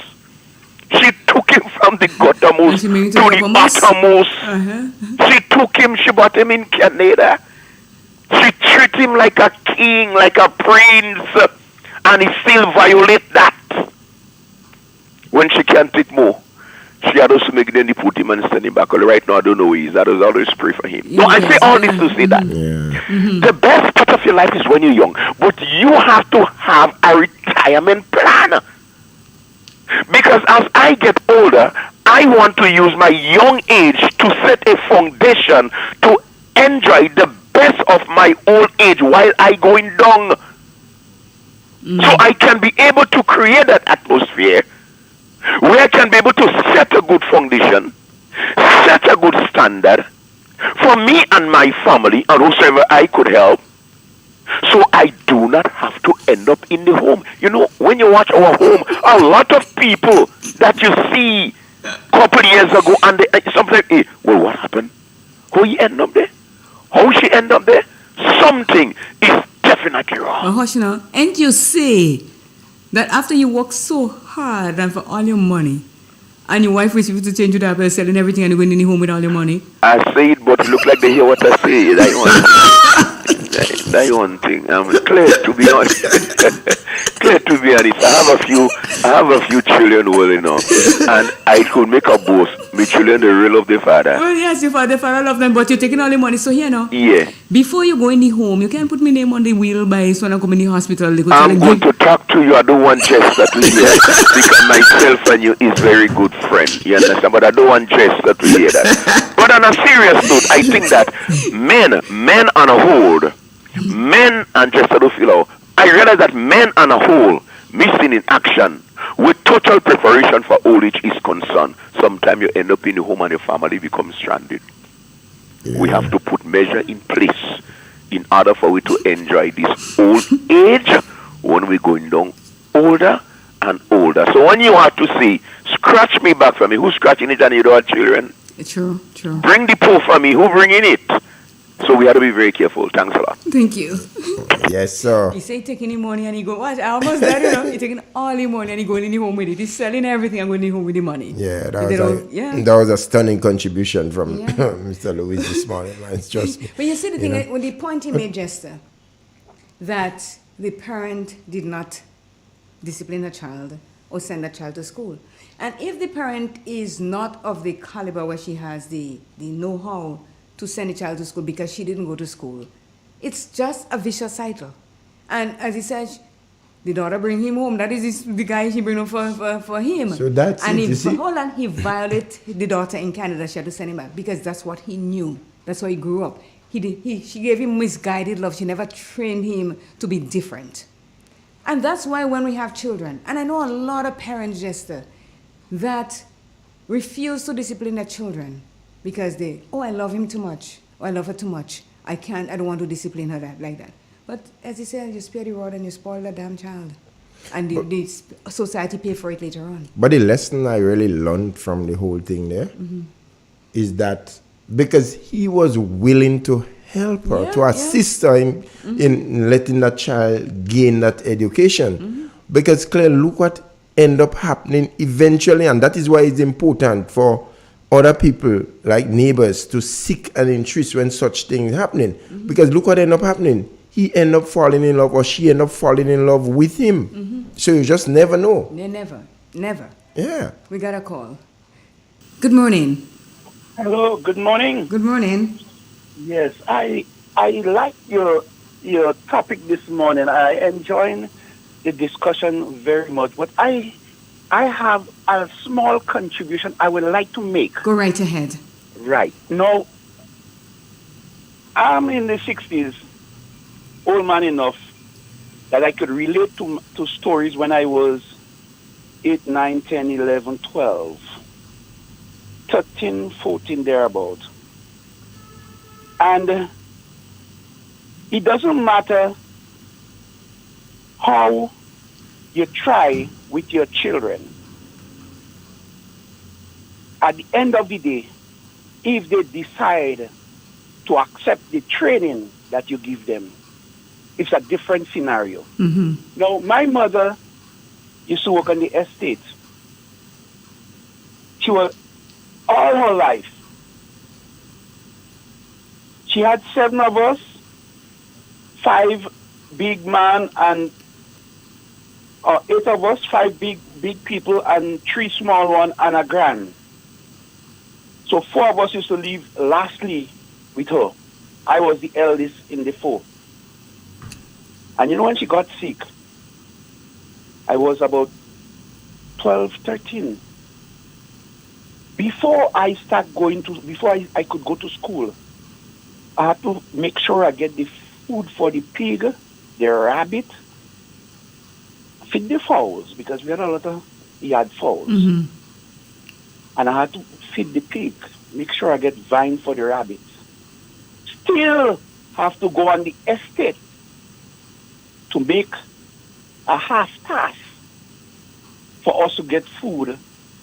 In those days was like $4 a day, $3.50 a day for my mother she was working for. So I had to go and make a half task in the morning. So I used to get up at 5 o'clock. Go by the bay, raise the crab trap, set back, bring up vine and wood, and in one trip, vine, wood, a packet of wood on my head, and vine on top of that, the bag of crab on my back. Come back home. I don't even sure if I'm getting a hot cup of black stage to drink yet, but I still have to head back to make part of a task. So that sometimes for the week, I make 3 tasks so that we can get a little food or a little bit of rice and what do you call it, aisle tanker on a Sunday. I don't know if you people know about aisle tanker. No, I don't know. Well, what we call back and neck these days. Oh, okay. Yeah. Oil tank. I never heard it that about way. it. Yeah. Right. In those days, a bus in Grenville used to pass through all village and sell chicken and ice. Mm-hmm. And then the rice was the specialty on a Sunday. That is when you get a little bit of chicken and a little bit of rice. But whole week. Yeah, so what is the point you're trying to tell us now? No, I had to make the task to go back, to go to school. I went to school. I tried my best. My younger brothers, they were able to get a better education than me. Mm-hmm. Yeah. When I grew up, and I relate those scenarios to my ex-wife and children, they didn't understand what I was talking about. They take it all granted because I work hard. Thereafter, when I saw the need to develop myself, I must have made one day in secondary school, St. David's Catholic Secondary School. And I had to go back in primary school because my mother was Pentecostal, and in those days, religious belief was take all kind of priority. So I know. So after I started to develop myself is when I finished primary school, and I said, no, I have to look after myself. The revolution came. I was about 18 years old at the revolution. And I got the privilege to start working and study. And I developed myself. One time I ran for election in 1984. When I came from Moscow, I went to Cuba, Moscow, and studied. And I relate all that scenario. My children, all of them, got a good start based on my hard work. They feel privileged that they didn't have to do all this hard work at a young age. And who to be blamed? Not me, the mother. She said she don't want her children grow up as hard as how I grew up. And that was the lesson that they didn't learn. Today, 2 of them should have become engineers. None of them is yet. And I'm begging them to study and develop themselves. At the age of 30 and 31, one turn to what you call marijuana. Just now we're going to have a lot of issues about marijuana and drugs in this country. More mental people will come down in this country. I am saying that to say, if she had supported me, when I go behind the house to dig yam and cut fig and blogger, they're fighting for a computer that I bought for them. When I said to them, I said, listen, the computer always there, but we have to put food on the table. Not recognizing the fact that they are going to get old, they were young. Today, I can sit back and say, I did what I had to do. You all don't take it. I hope you all don't have your children, don't turn, if you have children, if they have children, don't turn back and say, you didn't set a platform. And I showed them the example. But I am saying you could grow up a child the best way possible. You could tell a child the best thing ever. If they don't see the need to accept it, the highway and the byway will pick them up. Thank you so very much. It's 9 o'clock. And we have to go to news. Thank you. All right. Thank you. Triple N. Informative, entertaining, and first. Every hour on the hour. This is the latest update of news as produced by Triple N. The details when we return. M&M Hardware Limited, Hope St. Andrew and Dusty Highway St. George. Shop conveniently for all your building materials including plumbing, electrical, lumber, cement, steel and much more. We manufacture roofing sheets available in 11 colors, aluminum windows, doors, insect screens and hurricane shutters. Installation services are available for all our manufactured products. Our opening hours are Monday to Friday 8 a.m. to 4 p.m., Saturdays 8 a.m. to 3 p.m. M&M Hardware Limited. Come on in and experience our affordable bulk prices or call us 444-6757 or 440-6757 Dusty Highway. Email us at info@mahonhardware.com or mnmdusty@mahonhardware.com. M&M Hardware, foundation to roof. Let's build together. Hello and welcome back. Locally, legislators will begin debating on Thursday a resolution giving effect to a gun amnesty in Grenada from May 1st to July 30th this year.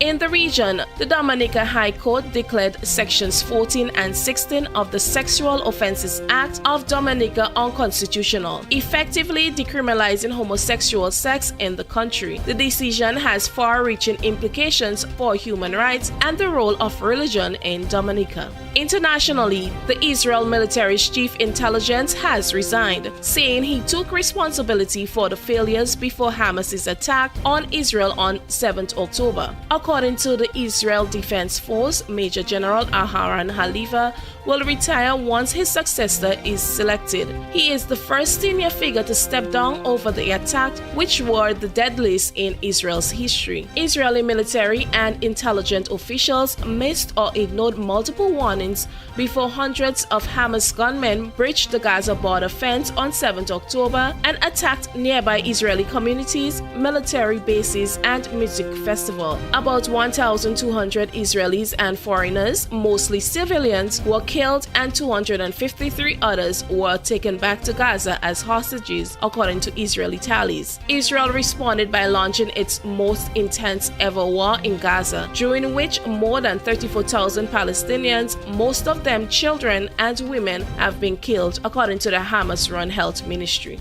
Major General Aharon Halifa is the most senior Israeli official that we've had so far to step down from his role in connection with the failings that led to the October the 7th attacks by Hamas that really shocked Israel and shocked the rest of the world. And he did come out in the week after those attacks and say that he publicly accepted responsibility, his share of the blame. But it's taken until now, with 6 months of a war raging on in Gaza, for him to hand his resignation letter in. And he has said, the intelligence division under my command did not live up to the task we were entrusted with. I carry that black day with me ever since.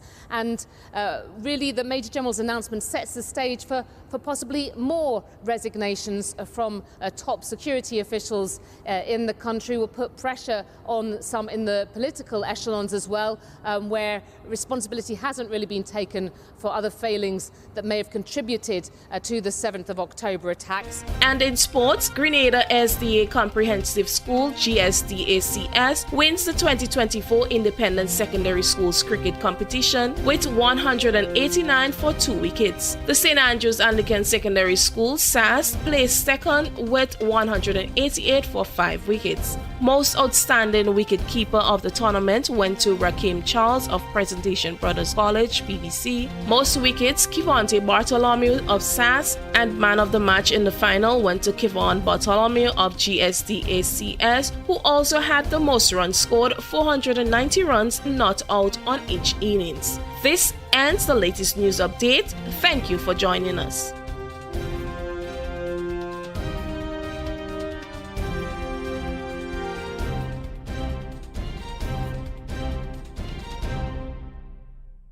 At 2024, Itel City Sports presents the 4th annual Football Under the Lights at Roselle Plain Field in St. Patrick. $20,000 up for grabs in cash and prizes. First place winner in the senior will receive $4,000 and under 17, $1,500. Second place, $3,000 and under 17, $1,000. The dream team all the way from St. David's is ready to defend. Come witness 1 game nightly on weekdays and 2 games on weekends. It's 2 competitions, one for the seniors and the other for under 17. Registration fee $400 for seniors and under 17 is free. All teams will be able to register at least 20 players. All players must have their uniform and must be numbered. Contact 538-7509 or 406-9580. Football Under the Lights.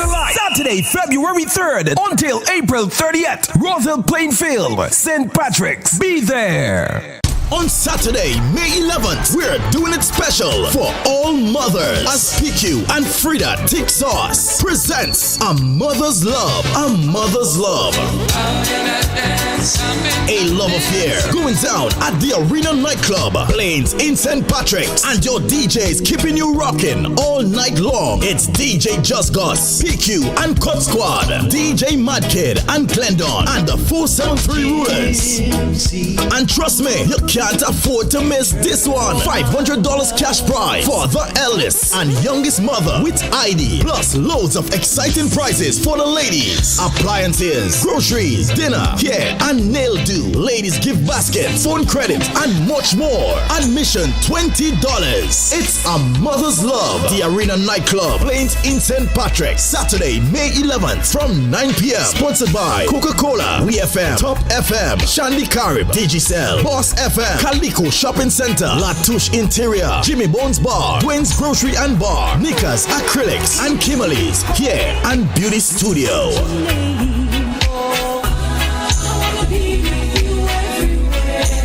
Exciting news for you. JetBlue is thrilled to announce its new non-stop flight every Saturday from Grenada's Maurice Bishop International Airport to the vibrant city of Boston. Now you can embark on your Boston adventure without any layovers. JetBlue is making it easier than ever to explore this incredible destination. Whether you're visiting family or friends, exploring for the first time, or simply experiencing Boston life, JetBlue has you covered with a convenient non-stop flight, complete with comfortable seating, complimentary snacks, and an array of entertainment options. You'll arrive in Boston feeling relaxed and ready to explore. So now's the time. Visit jetblue.com to book your flight and bring Boston closer to Grenada. Let your adventure begin.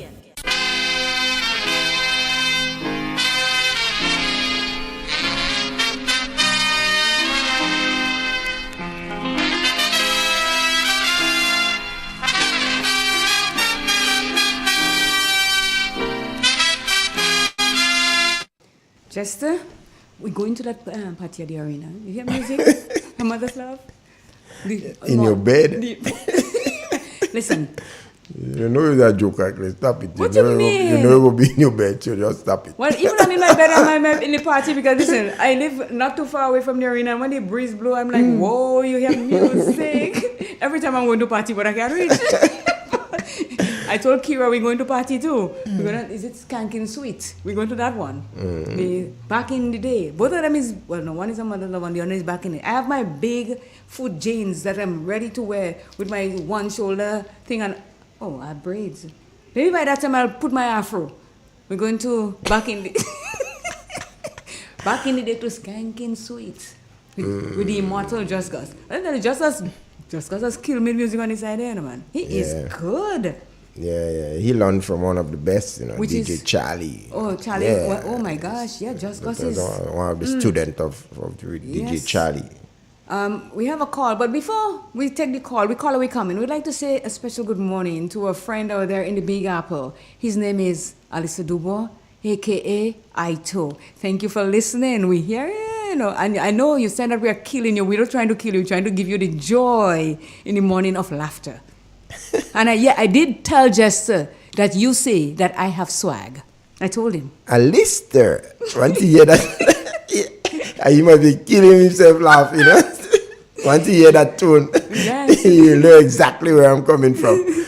I do big up yourself, man. It's a pleasure, you're online following what's happening, man. And I know I'm not Dr. Phil. I am not. Yeah, we're not marriage counsel. We're just lunatics here doing whatever we love best. Yeah. Yes. So, thank you for checking in. We have a call, Jester. Good morning.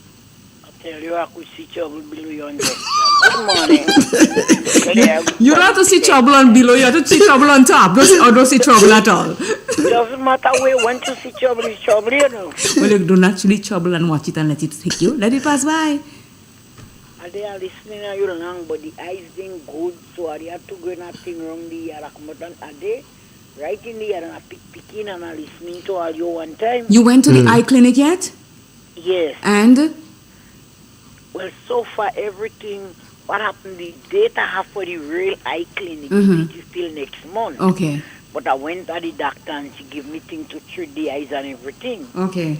Yeah, but the real date is next month. I have to go back. Okay. So let's hear. So hit us with what you call us for now. Let me know. Well, I hear you calling me name. I don't know for what reason, but what I'm saying is, thank God. Well, why can't you like that? You see, she like confusion. Yeah, you're young. Mm-hmm. You have to do things for when you're old. True that.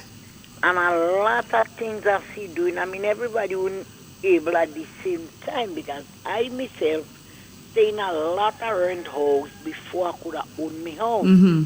But I had the mind. Mm-hmm. I want a piece of land, and when I get a piece of land, I'm going to get a house. And when I get that two things, I reach. You arrived. Yes. And God permit me, I see real trouble. I know. Before I turn man and before I turn woman. Mm-hmm. And today now, if I tell somebody I'm not going there, I'm not going. I agree. I see real trouble. But I had my head on her. Mm-hmm. And that's the most important. Trouble I've seen. Claire walking land, I'm in goat, I'm in sheep, I'm in pig, I'm in cow. My brother did buy a cow, give me a lot of them dying up from Mr. Kaiser for $700. That was a stat my brother give me, and it's that $700 stat I right here now. Mm-hmm. The cow couldn't take in bull, but he don't keep it. Mm-hmm. And advisor tell me sell the cow and buy a young one. Well, I sell it. For a man we used to call him long neck.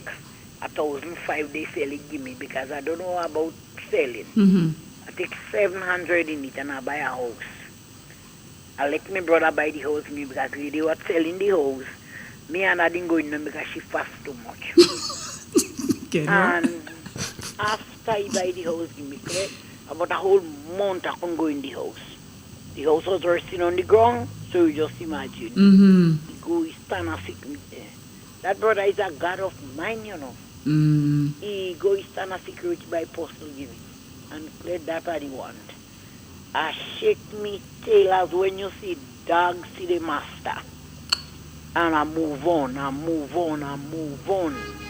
Until one morning I go into walk and I plotting my niece here. And I had a little Philip radio. And on the radio I hear they say they giving spot in Samaritan. I say, what? I tell her, I say, I don't going to work today, I'm going to get a spot.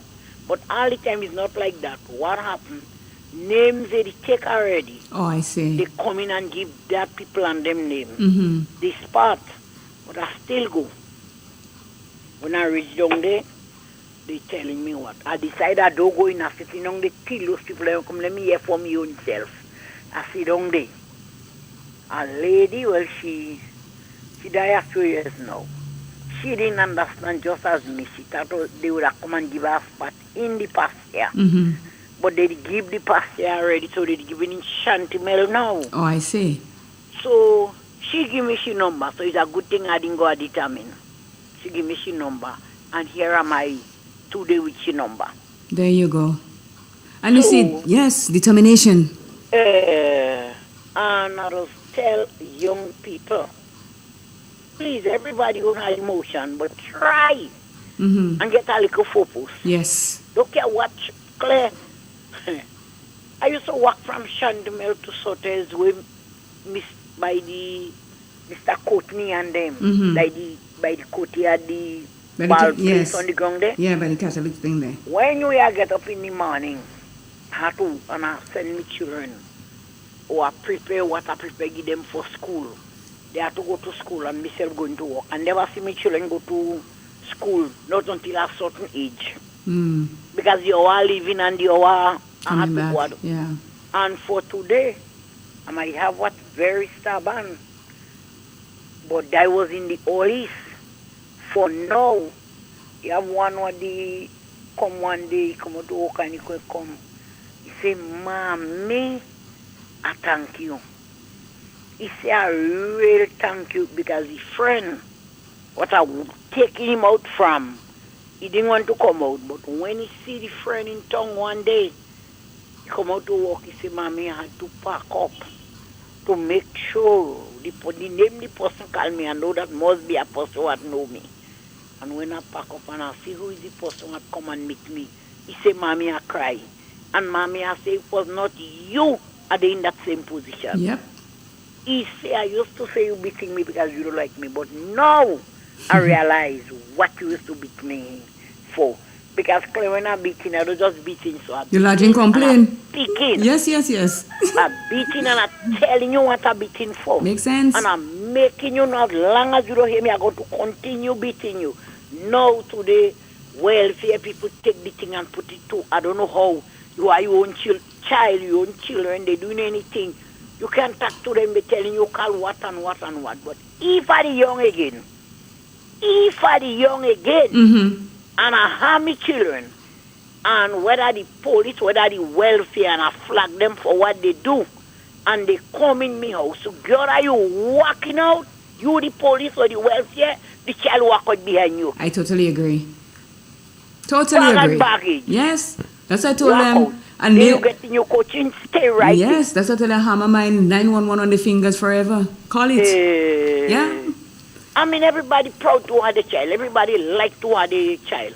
But right now, it's not an easy thing. No. It's like, long time people used to have joking about, I don't know if it's raining still. When you're young, if you don't careful, the mashing up all your finger on it. Yes. How you joking. The clothes, yeah. That is what already know, Yeah. But I thank God. I didn't, they used to call me Morara, but I don't care. Morara turn out Mora now. There you go. Because when I beat in, and none of my children couldn't come in my house and with something. That you didn't give And to I don't them. know where they get. I agree. Thank you so much. We're going to chat. And I did call your name this morning. You said you don't know for what.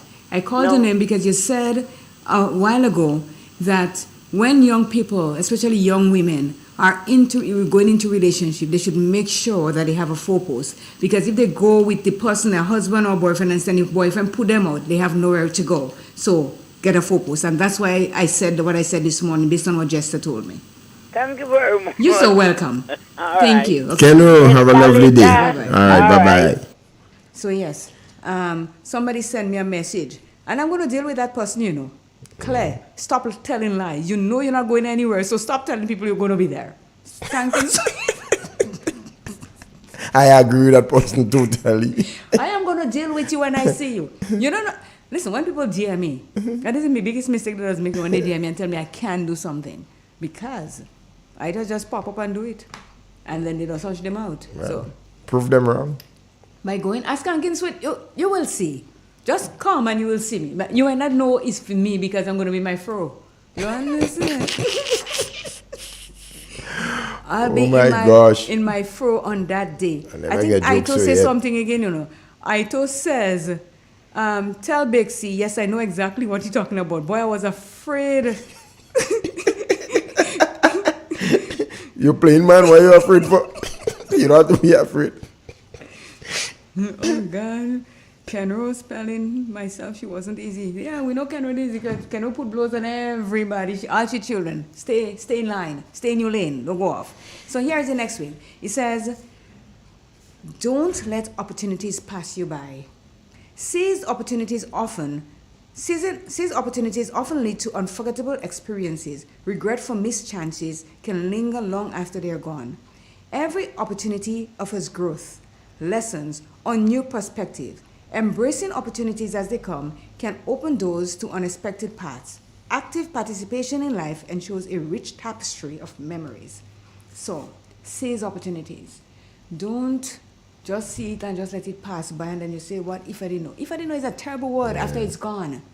If you didn't make the effort to take the opportunity to seize it when it passed by, forget about it. It's gone, it cannot come back. Claire, that is so true. I know certain opportunities already that passed by and it never returned. How could it return? That opportunity never. Gonzo. Yeah, you see, and that's why I keep saying I am who I am. And this is how I'm wired. in my whole life, once I'm aware of who I am, and I want something just, I don't, like I said, I don't use people to get whatever I want. I work towards whatever I want. And if I want something and I don't have the money, I wouldn't go trust it or do whatever. I work towards getting it, working for it. Yeah. So anytime that I have something, it is something that I work for, and I seize the opportunity to get it when I want it. So when it says seize the opportunity, because you can lose unforgettable experiences and you can need to regret, don't let that happen to you. Because it's right in front of you. It's how you maneuver yourself to get what you want. Yeah. And I believe hard work and success, discipline and determination will get you anywhere and whatever you want. And I always say to you that I don't depend on people to give me things. And I'm serious about that. I'm not saying... Well, that's the correct way, actually. I'm not saying that I mean, if you get something, you appreciate it. Yes, that's the thing. But I don't depend on people to give me it. Because I don't want anybody to throw back anything in my face and say, oh, I gave you this and I gave you that. I could throw it back in my face because me that right. And I would say, Claire, why did you take your money and buy this? And it's just sitting there. I could throw that back in my face and not giving you the opportunity. I'm never going to give you the opportunity. So that's why we have to work for what we want. And don't let it be a reason where you have to regret what you did. We could regret things happen in life. We make mistakes, all of us. You cannot take it back, but you can work on not doing it again. And that's where you have to seize your opportunities. It says, ask for help from others when necessary. No one succeeds entirely on their own unless they feel independent. Assistance amplifies, assistance amplifies achievements. Seeking help can provide fresh perspectives and solutions. Sharing burdens strengthens bonds and cultivates community. Admitting the need for aid demonstrates strength, not weakness. Every question asked is a step closer to personal growth and understanding. That's true. I'm not afraid to. Good morning, May Plenty. Oh, May, good morning. May, she always listens to us, eh? She told me that, yeah. She always. About me and I school together, back in our school. We were in Standard 4 together. May has the most beautiful penmanship writing. I'm telling you, Claire, that is what I know for a fact. You must ask her to write something for you. May write something for me, please. I spoke to May one Sunday, and she says, I listen to you every Tuesday, you and Jester. And here is May online. Good morning, May. Look, my heart just melted. Yeah. Honestly, melted. Thank you so much, May. You should always let us know that I know you listen, but now I know that you're really listening because you reached out. Wow. Yeah, it's a pleasure to know that May's out there. Yes. It says just look after your physical health more. And how could we do that? Look after our physical health. It says physical health is the foundation for long-term vitality and energy. Prioritizing well-being early prevents many avoidable ailments. An active body supports an active mind, enhancing overall quality of life. Good health habits established young tend to persist into later years. Investing in your body's well-being pays lifelong dividends in happiness and capability. I'm putting up my hands, both hands, and I'm waving. Wave to me, Chester. Well, we always stress the need about physical activities, Claire. And, yes. Here it shows up as part of this whole topic this morning, So it is so critical that you get involved in yeah. You wouldn't believe something if I told you. You might say that something is wrong with you. I went to the hospital on Sunday, Andrew, myself, and my aunt. And there was a lady that is in the bed next door to my mom. And she was speaking to Andrew, and afterwards I went and said hello to her. So we chatted a bit. Yesterday, my daughter went to see her grandmother. And she says to her, this is my granddaughter. So she says, your granddaughter? She says, my daughter that was here on Sunday, that's her daughter. So the lady looking at...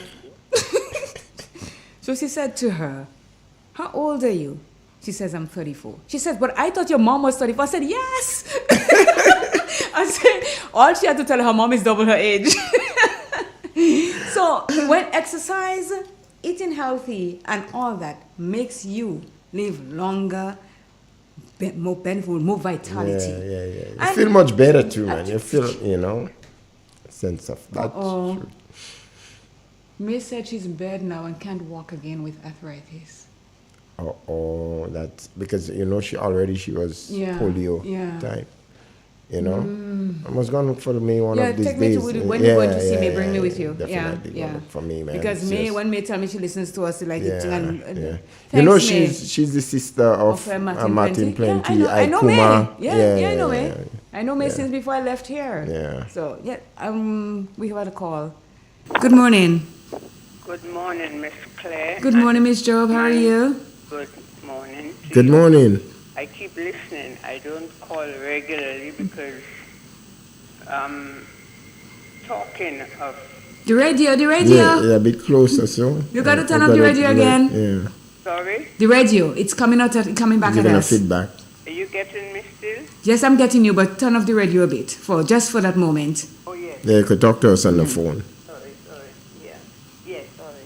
Yeah. Yeah. Yes, I listen to you all regularly, but I'm always there. Mm-hmm. Truthful, let me start off with Andre Donald, because we met years ago in St. George's. I'm from overseas, and he, and we became friends, casual friends. Mm-hmm. When we meet, we greet each other and so forth. But lost count of him, and however, finally I'm this side of the country, and then we sort of get to know him, realize what his address and so on. So I'm always listening to the program. That's my daily station. Mm-hmm. Your station? Yes. Is my daily station, and I listen, and if I have to say something, I say good morning or whatever, Mm-hmm.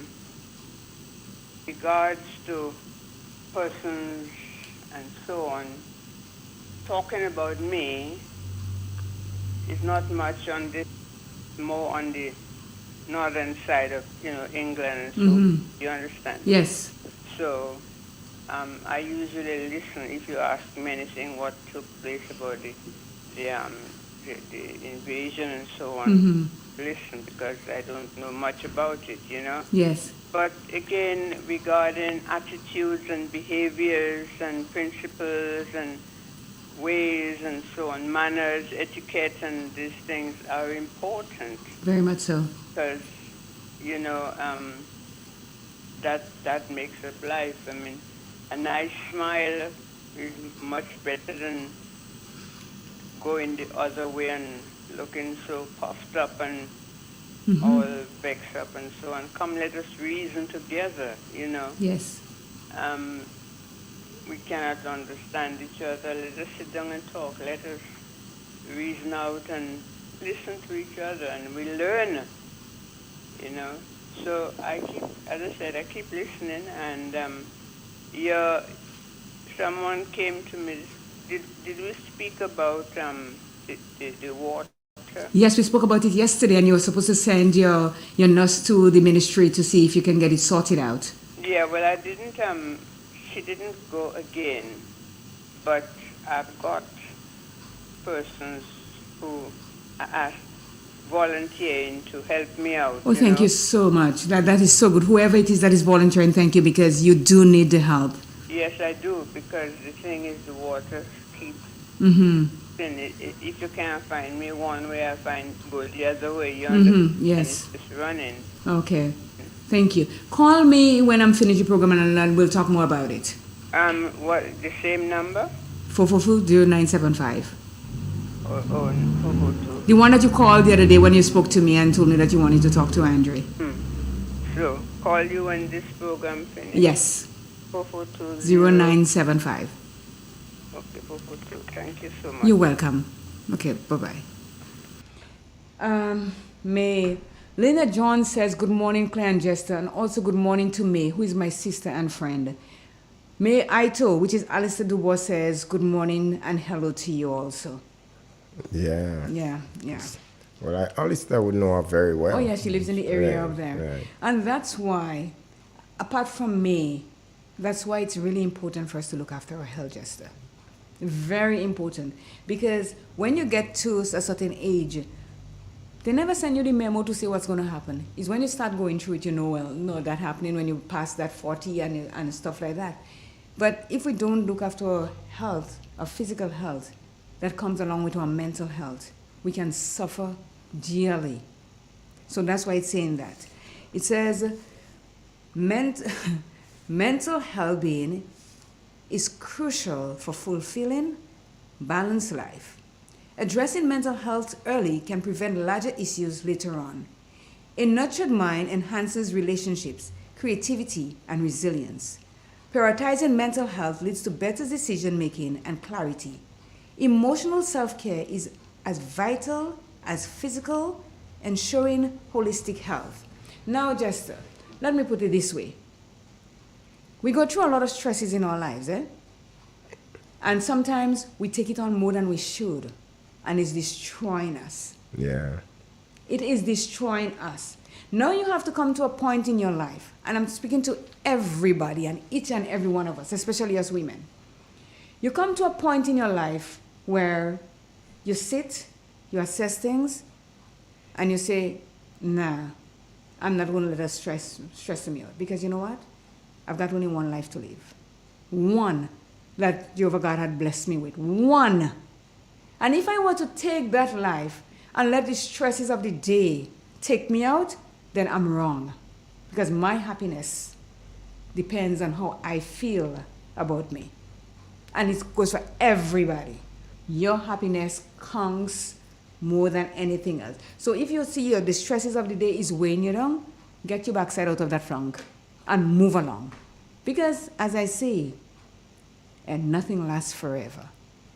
You can be up right now and enjoying whatever it is that you're doing. And tomorrow, boom, it's gone. And sometimes you don't just gone, you suffer to gone. And you ask yourself, did I benefit from it? Did that make me happy? And so I'm saying, your happiness counts more than anything else. Like you're reading something interesting. Look at your facial expression. It is, my friend. Why don't you call me? Nicholas Snag. Good morning, CJ, Jester, and the Real FM listeners. Preparing for the latter part of our life is very important. Here is the issue. The problem is that we have to do it in our youth. B-I-N-G-O. Bingo. Well, of You course. can't, listen, when you start working somewhere and they say to you, no, we have this thing where you put $10 a month in the account that we have, and then we're going to match it with another $10. A lot of fools that was working say, me, I'm working for my money, I want my money. You take your money and you go home. I take mine and I invest it in there. I did it in my youth. So, in my youth, right? I was kind of young at 25 still, that youth, right? Yeah. Do we have a call? I think we have a call. We don't have a call. We don't have a call? No. Okay, I thought we had a call. Really. Yeah, 25 is still youth. I did it when I moved to Canada and I started working, and they offered that. I jump all over it. They put 3%, they put 3% to what I think. And if I wanted to double that, I could put 6%, and they will still put that 3% because that's what it is. But I double my percentage that I put in. You have to do it in your youth, because when you reach a certain age and you say you want to save money now, retirement, you don't get as much money then because you started late. L-A-T-E. Yeah. You have to start in your youth, because if you don't prepare in your youth, you wouldn't have anything down the road. I took early retirement, as you know. I didn't wait to reach 65 to think. I said I refused to wait 65, and then I walk in that cane and I know what's going on. I took early retirement, and I did not get the amount of money that I would get if I waited until 65, but I didn't care. Because you know what? I invested early on in the game. So I could leave a little bit off it now. And even though, I look at it, $300 difference to me 65 and taking it at 59. No big deal. I could go and clean somebody's house and make that in a week. $300. Mm-hmm. You understand? I have to do the math. Very much capable of that. Yes. Yeah. You know, and you maximize your thing. And you wouldn't believe, even today that I retired and I am still saving money every month from the money that I'm making. That's good. I think we have a call this time. Yes, we do. Okay. Good morning. Good morning. Yes? What AA do? You go back to school? Oh gosh. Mona make you find about it. Miss me. Yes. Talk, Mona. You afraid? What are you afraid about? Miss me. Okay. Jester, Yes, Mom. if you have 25 cents, save 13 Mm-hmm. and use 12. Mm-hmm. Make sure. Rainy days. Oh, God. Rainy days. 25 cents, save 13 cents, and spend 12. And the day if you could spend 5, 10, Or don't spend at all. or don't spend at all, Mm-hmm. jam it. Yes. Jam it. Because we live in today, we have our children. We don't want to make our children shame.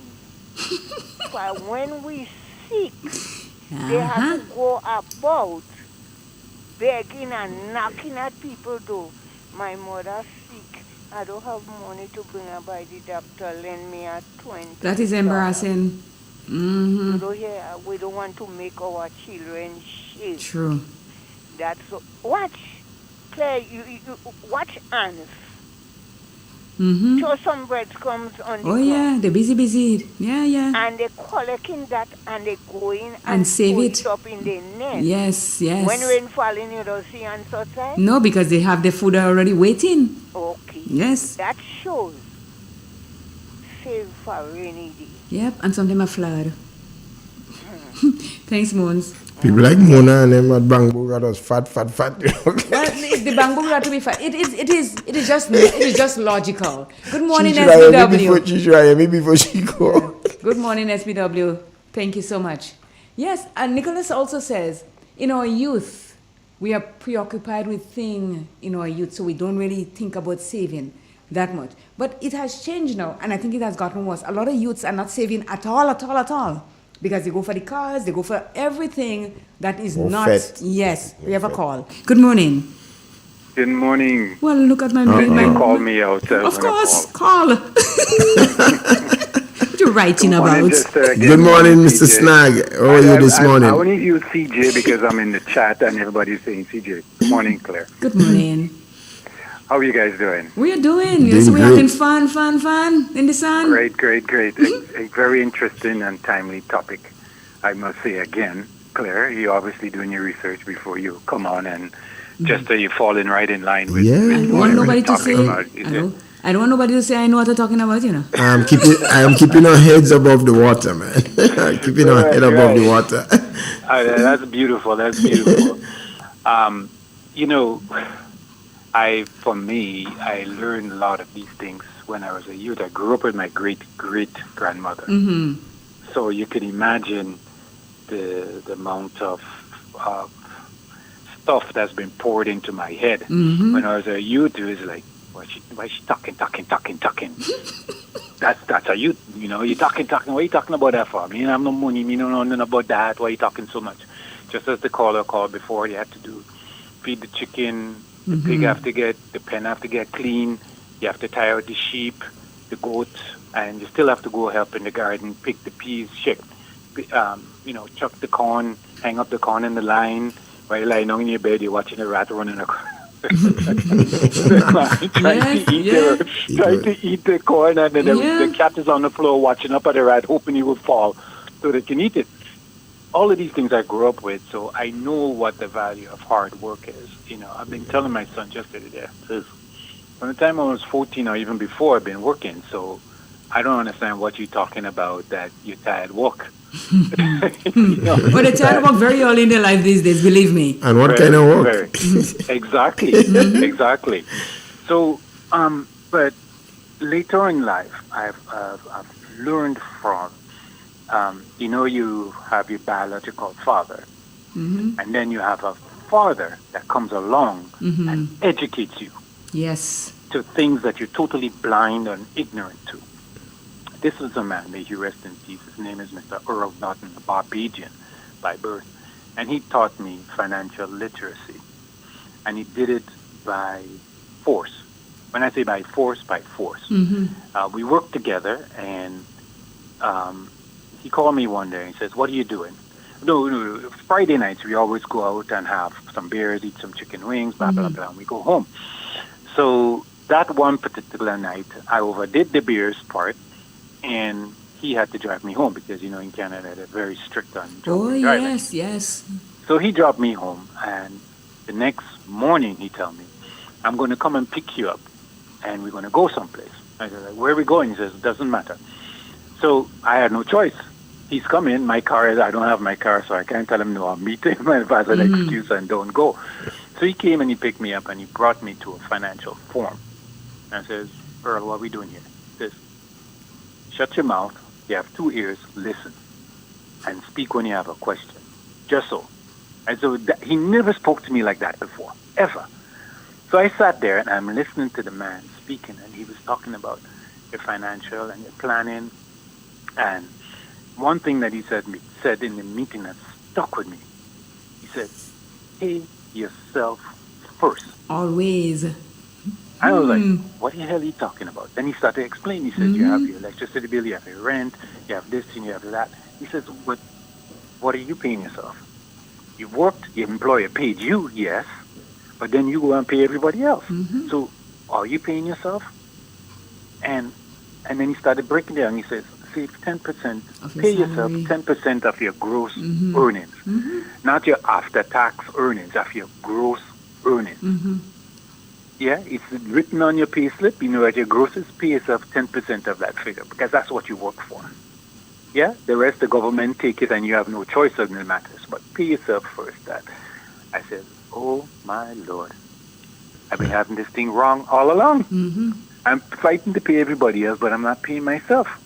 And I'm the most important person in this triangle." You did the work. Yeah? I did the work. So I need to pay myself first. Then he says, "Okay, now that you paid yourself that money, what are you going to do with the money? The bank is only giving you 3, 4, 5%, maybe. There's other avenues you can use that would double that or even triple that if you do it private, but you have to do it over a period of time." And that's when I started paying attention to what is being said. And Claire, like you, we don't seem to have that mechanisms here in Canada, but in Grenada, but you can do different things.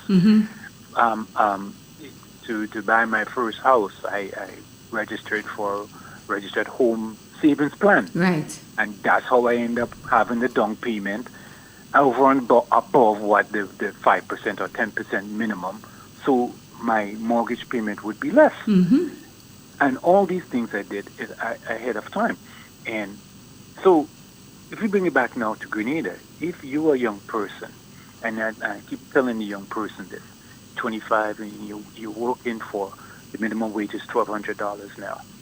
Yeah? It's $112 you save every time you get paid. Yes. Save that. Put that away. As far as you're concerned, that money doesn't exist. No, it's done. It's gone. It's gone. And if you have set up a plan where you can automatically happen, as soon as it hits your bank account, they take it out, you don't even know it's there. True. It's gone. Put it away. And if you come up with anything outside of that you don't have to spend, put it away in the same place. It's gone. You don't even there. And then, should you want a car, just as you said, Claire, you can buy it cash. If you want a piece of land, have the money to go ahead and do that as you get. If you start at 20, 25, your first job, and you keep continuing doing that, you'll be amazed how quickly that accumulates. Speaking to yours truly here.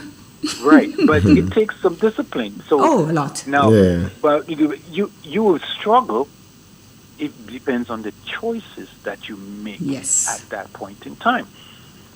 If you're 21, 22, and you have 3 children, and you're making $1,200, how you say You can't make that. that can't happen? No. Everything that comes in has to go back It out. has to go out, yeah. Right? Mhm. So then you have to now think of other ways I can enhance that money or whatever the situation is. The person spoke about, the gentleman spoke about going and educate himself to improve himself. These are things you have to do. Now, a lot of the young men, I'm speaking specifically to that, they're not taking their education seriously. From primary school up, after that, they start slacking off. The majority of them, and they're not taking it. You see the reverse happening with the young ladies. They take it seriously. Yeah? We become And- independent. Exactly.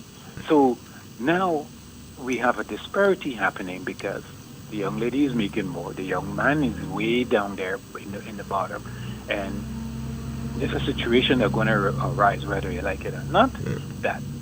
That conversation, that, as my wife would say, that uncomfortable conversation, That hard talk. One point. Yeah, Yes. that usually create problems. A you know. lot. It's a lot of I problems. know of it. Yes, it creates a lot of Yeah. problems. Yeah. So, young men out there, start thinking about what you want, the life you want to live. The social media, trust me, forget that. That is fantasy. Yeah. That Jack and Jill went up the hill. To That's fetch a pail of fantasy. water. Jack fall down. that is fantasy. That don't exist. But Jill stay on top. Exactly. The reality Yes. is you have to put in the work. And believe it or not, everything for success is on a 10-year cycle. Yeah. Check 10 it out years. for myself. Don't take my word for it.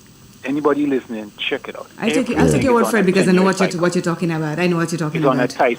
10-year cycle. Yeah. So if we start a business on year 1, do not expect to be a millionaire. Okay. Thank you so much. Call me You back probably just even now. fail. Okay then. All right. Yes, sir. Listen, I don't know what to say anymore because he's on the board. Let me tell you something. Lorna said she did the same as me. She maximized the contribution that they made. So the company give you 3%, you put 3%, but then you can say, okay, I could go to 6%. So you double yours, but you remain at 3%. And that takes you real far. And people think that when you retire, you could stop saving. Don't do that because you're spending and you have to put back in there to continue the spending. Yeah. We have a call. Good morning. Yes, Jester, Yes, mom. your name is on the wheel, eh? Which wheel? Fat Bangbo. Baby, I think yes. All right. What's wrong with that lady? He belonging to you. Yes, that's right. And But nobody else. I agree. Jester Noel. Yes. What? Thanks, I Mona. heard that. From Mona David. To Jester Noel. Yeah. Make people want to fight with me for now. Thanks, Mona. Okay. Right. Yes. So Oh, Jester, gosh. you know, Yeah. you have to, Snag said a lot, and a lot was correct. Yeah. You have to start very early to start saving. You know, when my children, they were piggybacking on my account because they weren't yet 25 when I started doing it for them. When they were 25, Miles gone off on his own, but I continued to pay. When Candice turned 25, she gone off, but she, as Snag says, the girls, they maximize what, because she works, I said, listen, this is yours. I started this for you at a very early age. Take it, do whatever you want to, but do not remove it from the account. That was my money. Yeah. I gave you a starting line. So she took that and she went with it. My son is crawling behind. He's getting there, he's crawling behind. But if it takes money, and I almost kill him, I said, put it back. That wasn't your money, that was my money, put it back. I put it there for a reason for it. So when you train your children to do that, starting that early to save, later on you don't have to worry about if I'm going to be staying in the house or staying on the street, because you have a head start. And parents, I'm saying, if you can afford it, give your children a head start. Because once you see your money, Jester, you have an open account and you put $10 this week, you put 10 next week, and you see it growing, you don't want to stop. It keeps growing because you're seeing the dividends from what it is. And that's what's important. And you know, people will say to you, you have money. And yes, if I have money, it's my money. Guess what? I am the one that worked for it. You understand? Work for it, because it does not come easy and you have to struggle a lot. Let me tell you, traveling has opened my eyes wide and made me achieve what it is that I wanted to achieve so that I can come back here and be who I want to be. Great. Thank God for that. Yes. Yes, yes. Be practical. Practicality often leads to more stable decisions. Being practical minimizes regrets and mistakes. It helps prioritize needs over fleeting wants. Practical choices often ensure long-term benefit. It prepares you for better unforeseen challenges. And that's the same thing we are talking about.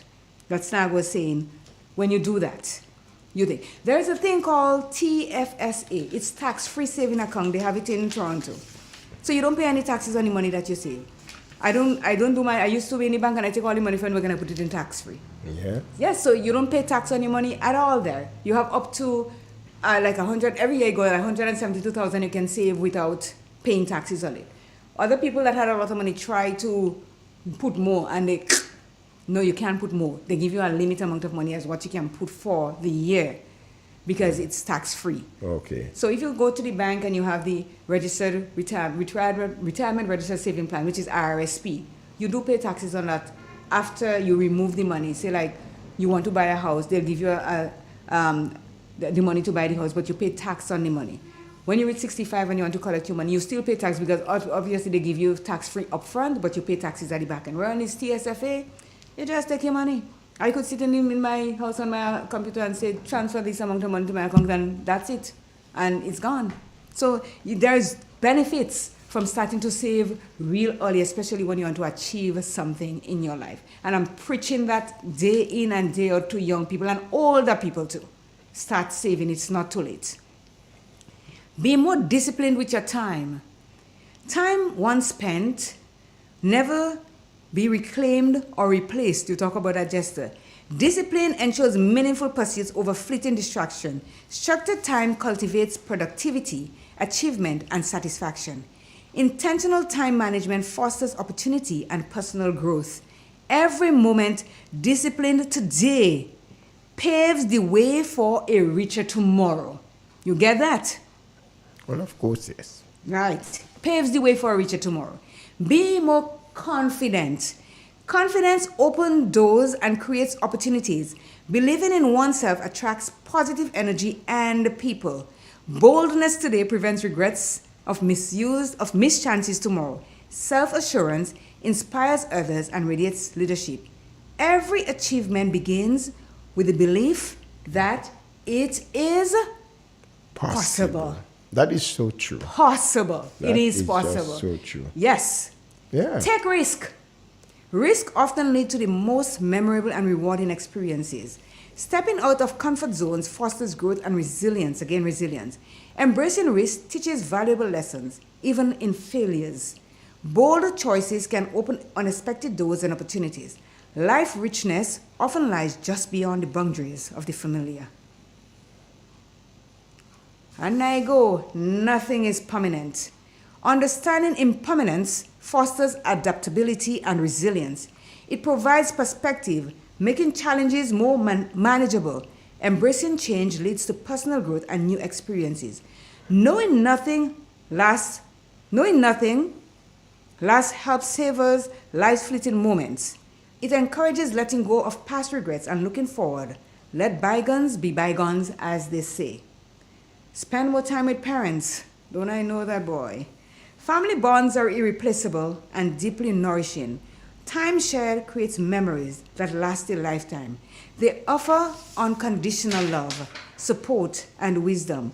Life's unpredictability makes every shared moment precious. Strengthening family ties enriches life's journey at every stage. We are coming down to the wire. It is almost 10. Focus on experiences, not things. Experiences enrich the soul and expand perspectives. Memories from moments outlast material possession. Memories from moments outlast material possession. Shared experiences foster deeper connection with others. Experiential learning shapes character and personal growth. Life essence is felt in lived moments, not acquired items. So the people that fighting to acquire all kind of things there, that ain't doing nothing for them. Nothing, squat, needle, nada, nothing. Nothing. It's just things. Read for pleasure every day. Reading expands the minds and ignites the imagination. Daily escape into stories reduces stress and elevates moods. Broadening horizon through words encourages empathy and understanding. Consistent reading habits strengthen cognitive skills and vocabulary. Delving into diverse genres fosters lifelong curiosity and learning. And as I always say, reading is fundamental. You gotta read. Let me say good morning to Fufu Mom. And good morning to his godmother, his grandmother, and everyone that walks down there at ENF. They listen to us every Tuesday morning now on thing. ENF. Oh, Linda yeah? and thing, yeah. Linda, Jacqueline, Clanis. Yes, man, I got them going. Oh, yeah? Yeah, Fufu and the people. You know Fufu is the dog. You ever see Fufu drive with Linda in the evening? Fufu's up in his car just like so with pedigree. Yeah? I love Fufu. Yeah, man. Wow. So good morning to Fufu and all the parents and the grandparents and the godparents. It says travel while you're young. Traveling young offers unfiltered adventures and discoveries. Early journey molds resilience, adaptability, and independence. New cultures and places broaden youthful perspective. Memories made in youth linger vividly throughout life. Travel teaches more than books ever could at a tender age, which is true. Emotional intelligence enhances your life. Understanding emotion guides better life choices. It builds deeper, more meaningful relationships. Reacts calmly, save regret, and mend bridges. Empathy fosters connection and mutual respect. Self-awareness leads to personal growth and happiness. Confront your personal problems, Jester. Facing personal issues fosters inner strength. Unresolved problems can cast long shadows. Confrontation aids emotional healing and growth. It helps pave the way for healthier relationships. Personal growth comes from facing, not fleeing. So if you have a problem, Jester, put it out there. Talk about it. You don't have to fight. Just talk about it and let it go about its business. Here the point it says, it's okay to be selfish. Sometimes. Prioritizing self helps maintain mental well-being. It's okay to set boundaries for personal growth. Taking time for oneself can help with recharging and inspiration. Investing in self fosters resilience and strength.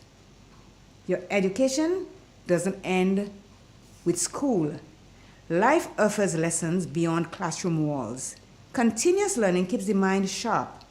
Personal growth often stems from self-driven education. The world changes. Staying updated is vital. Every experience, big or small, teaches something new. That's no joke.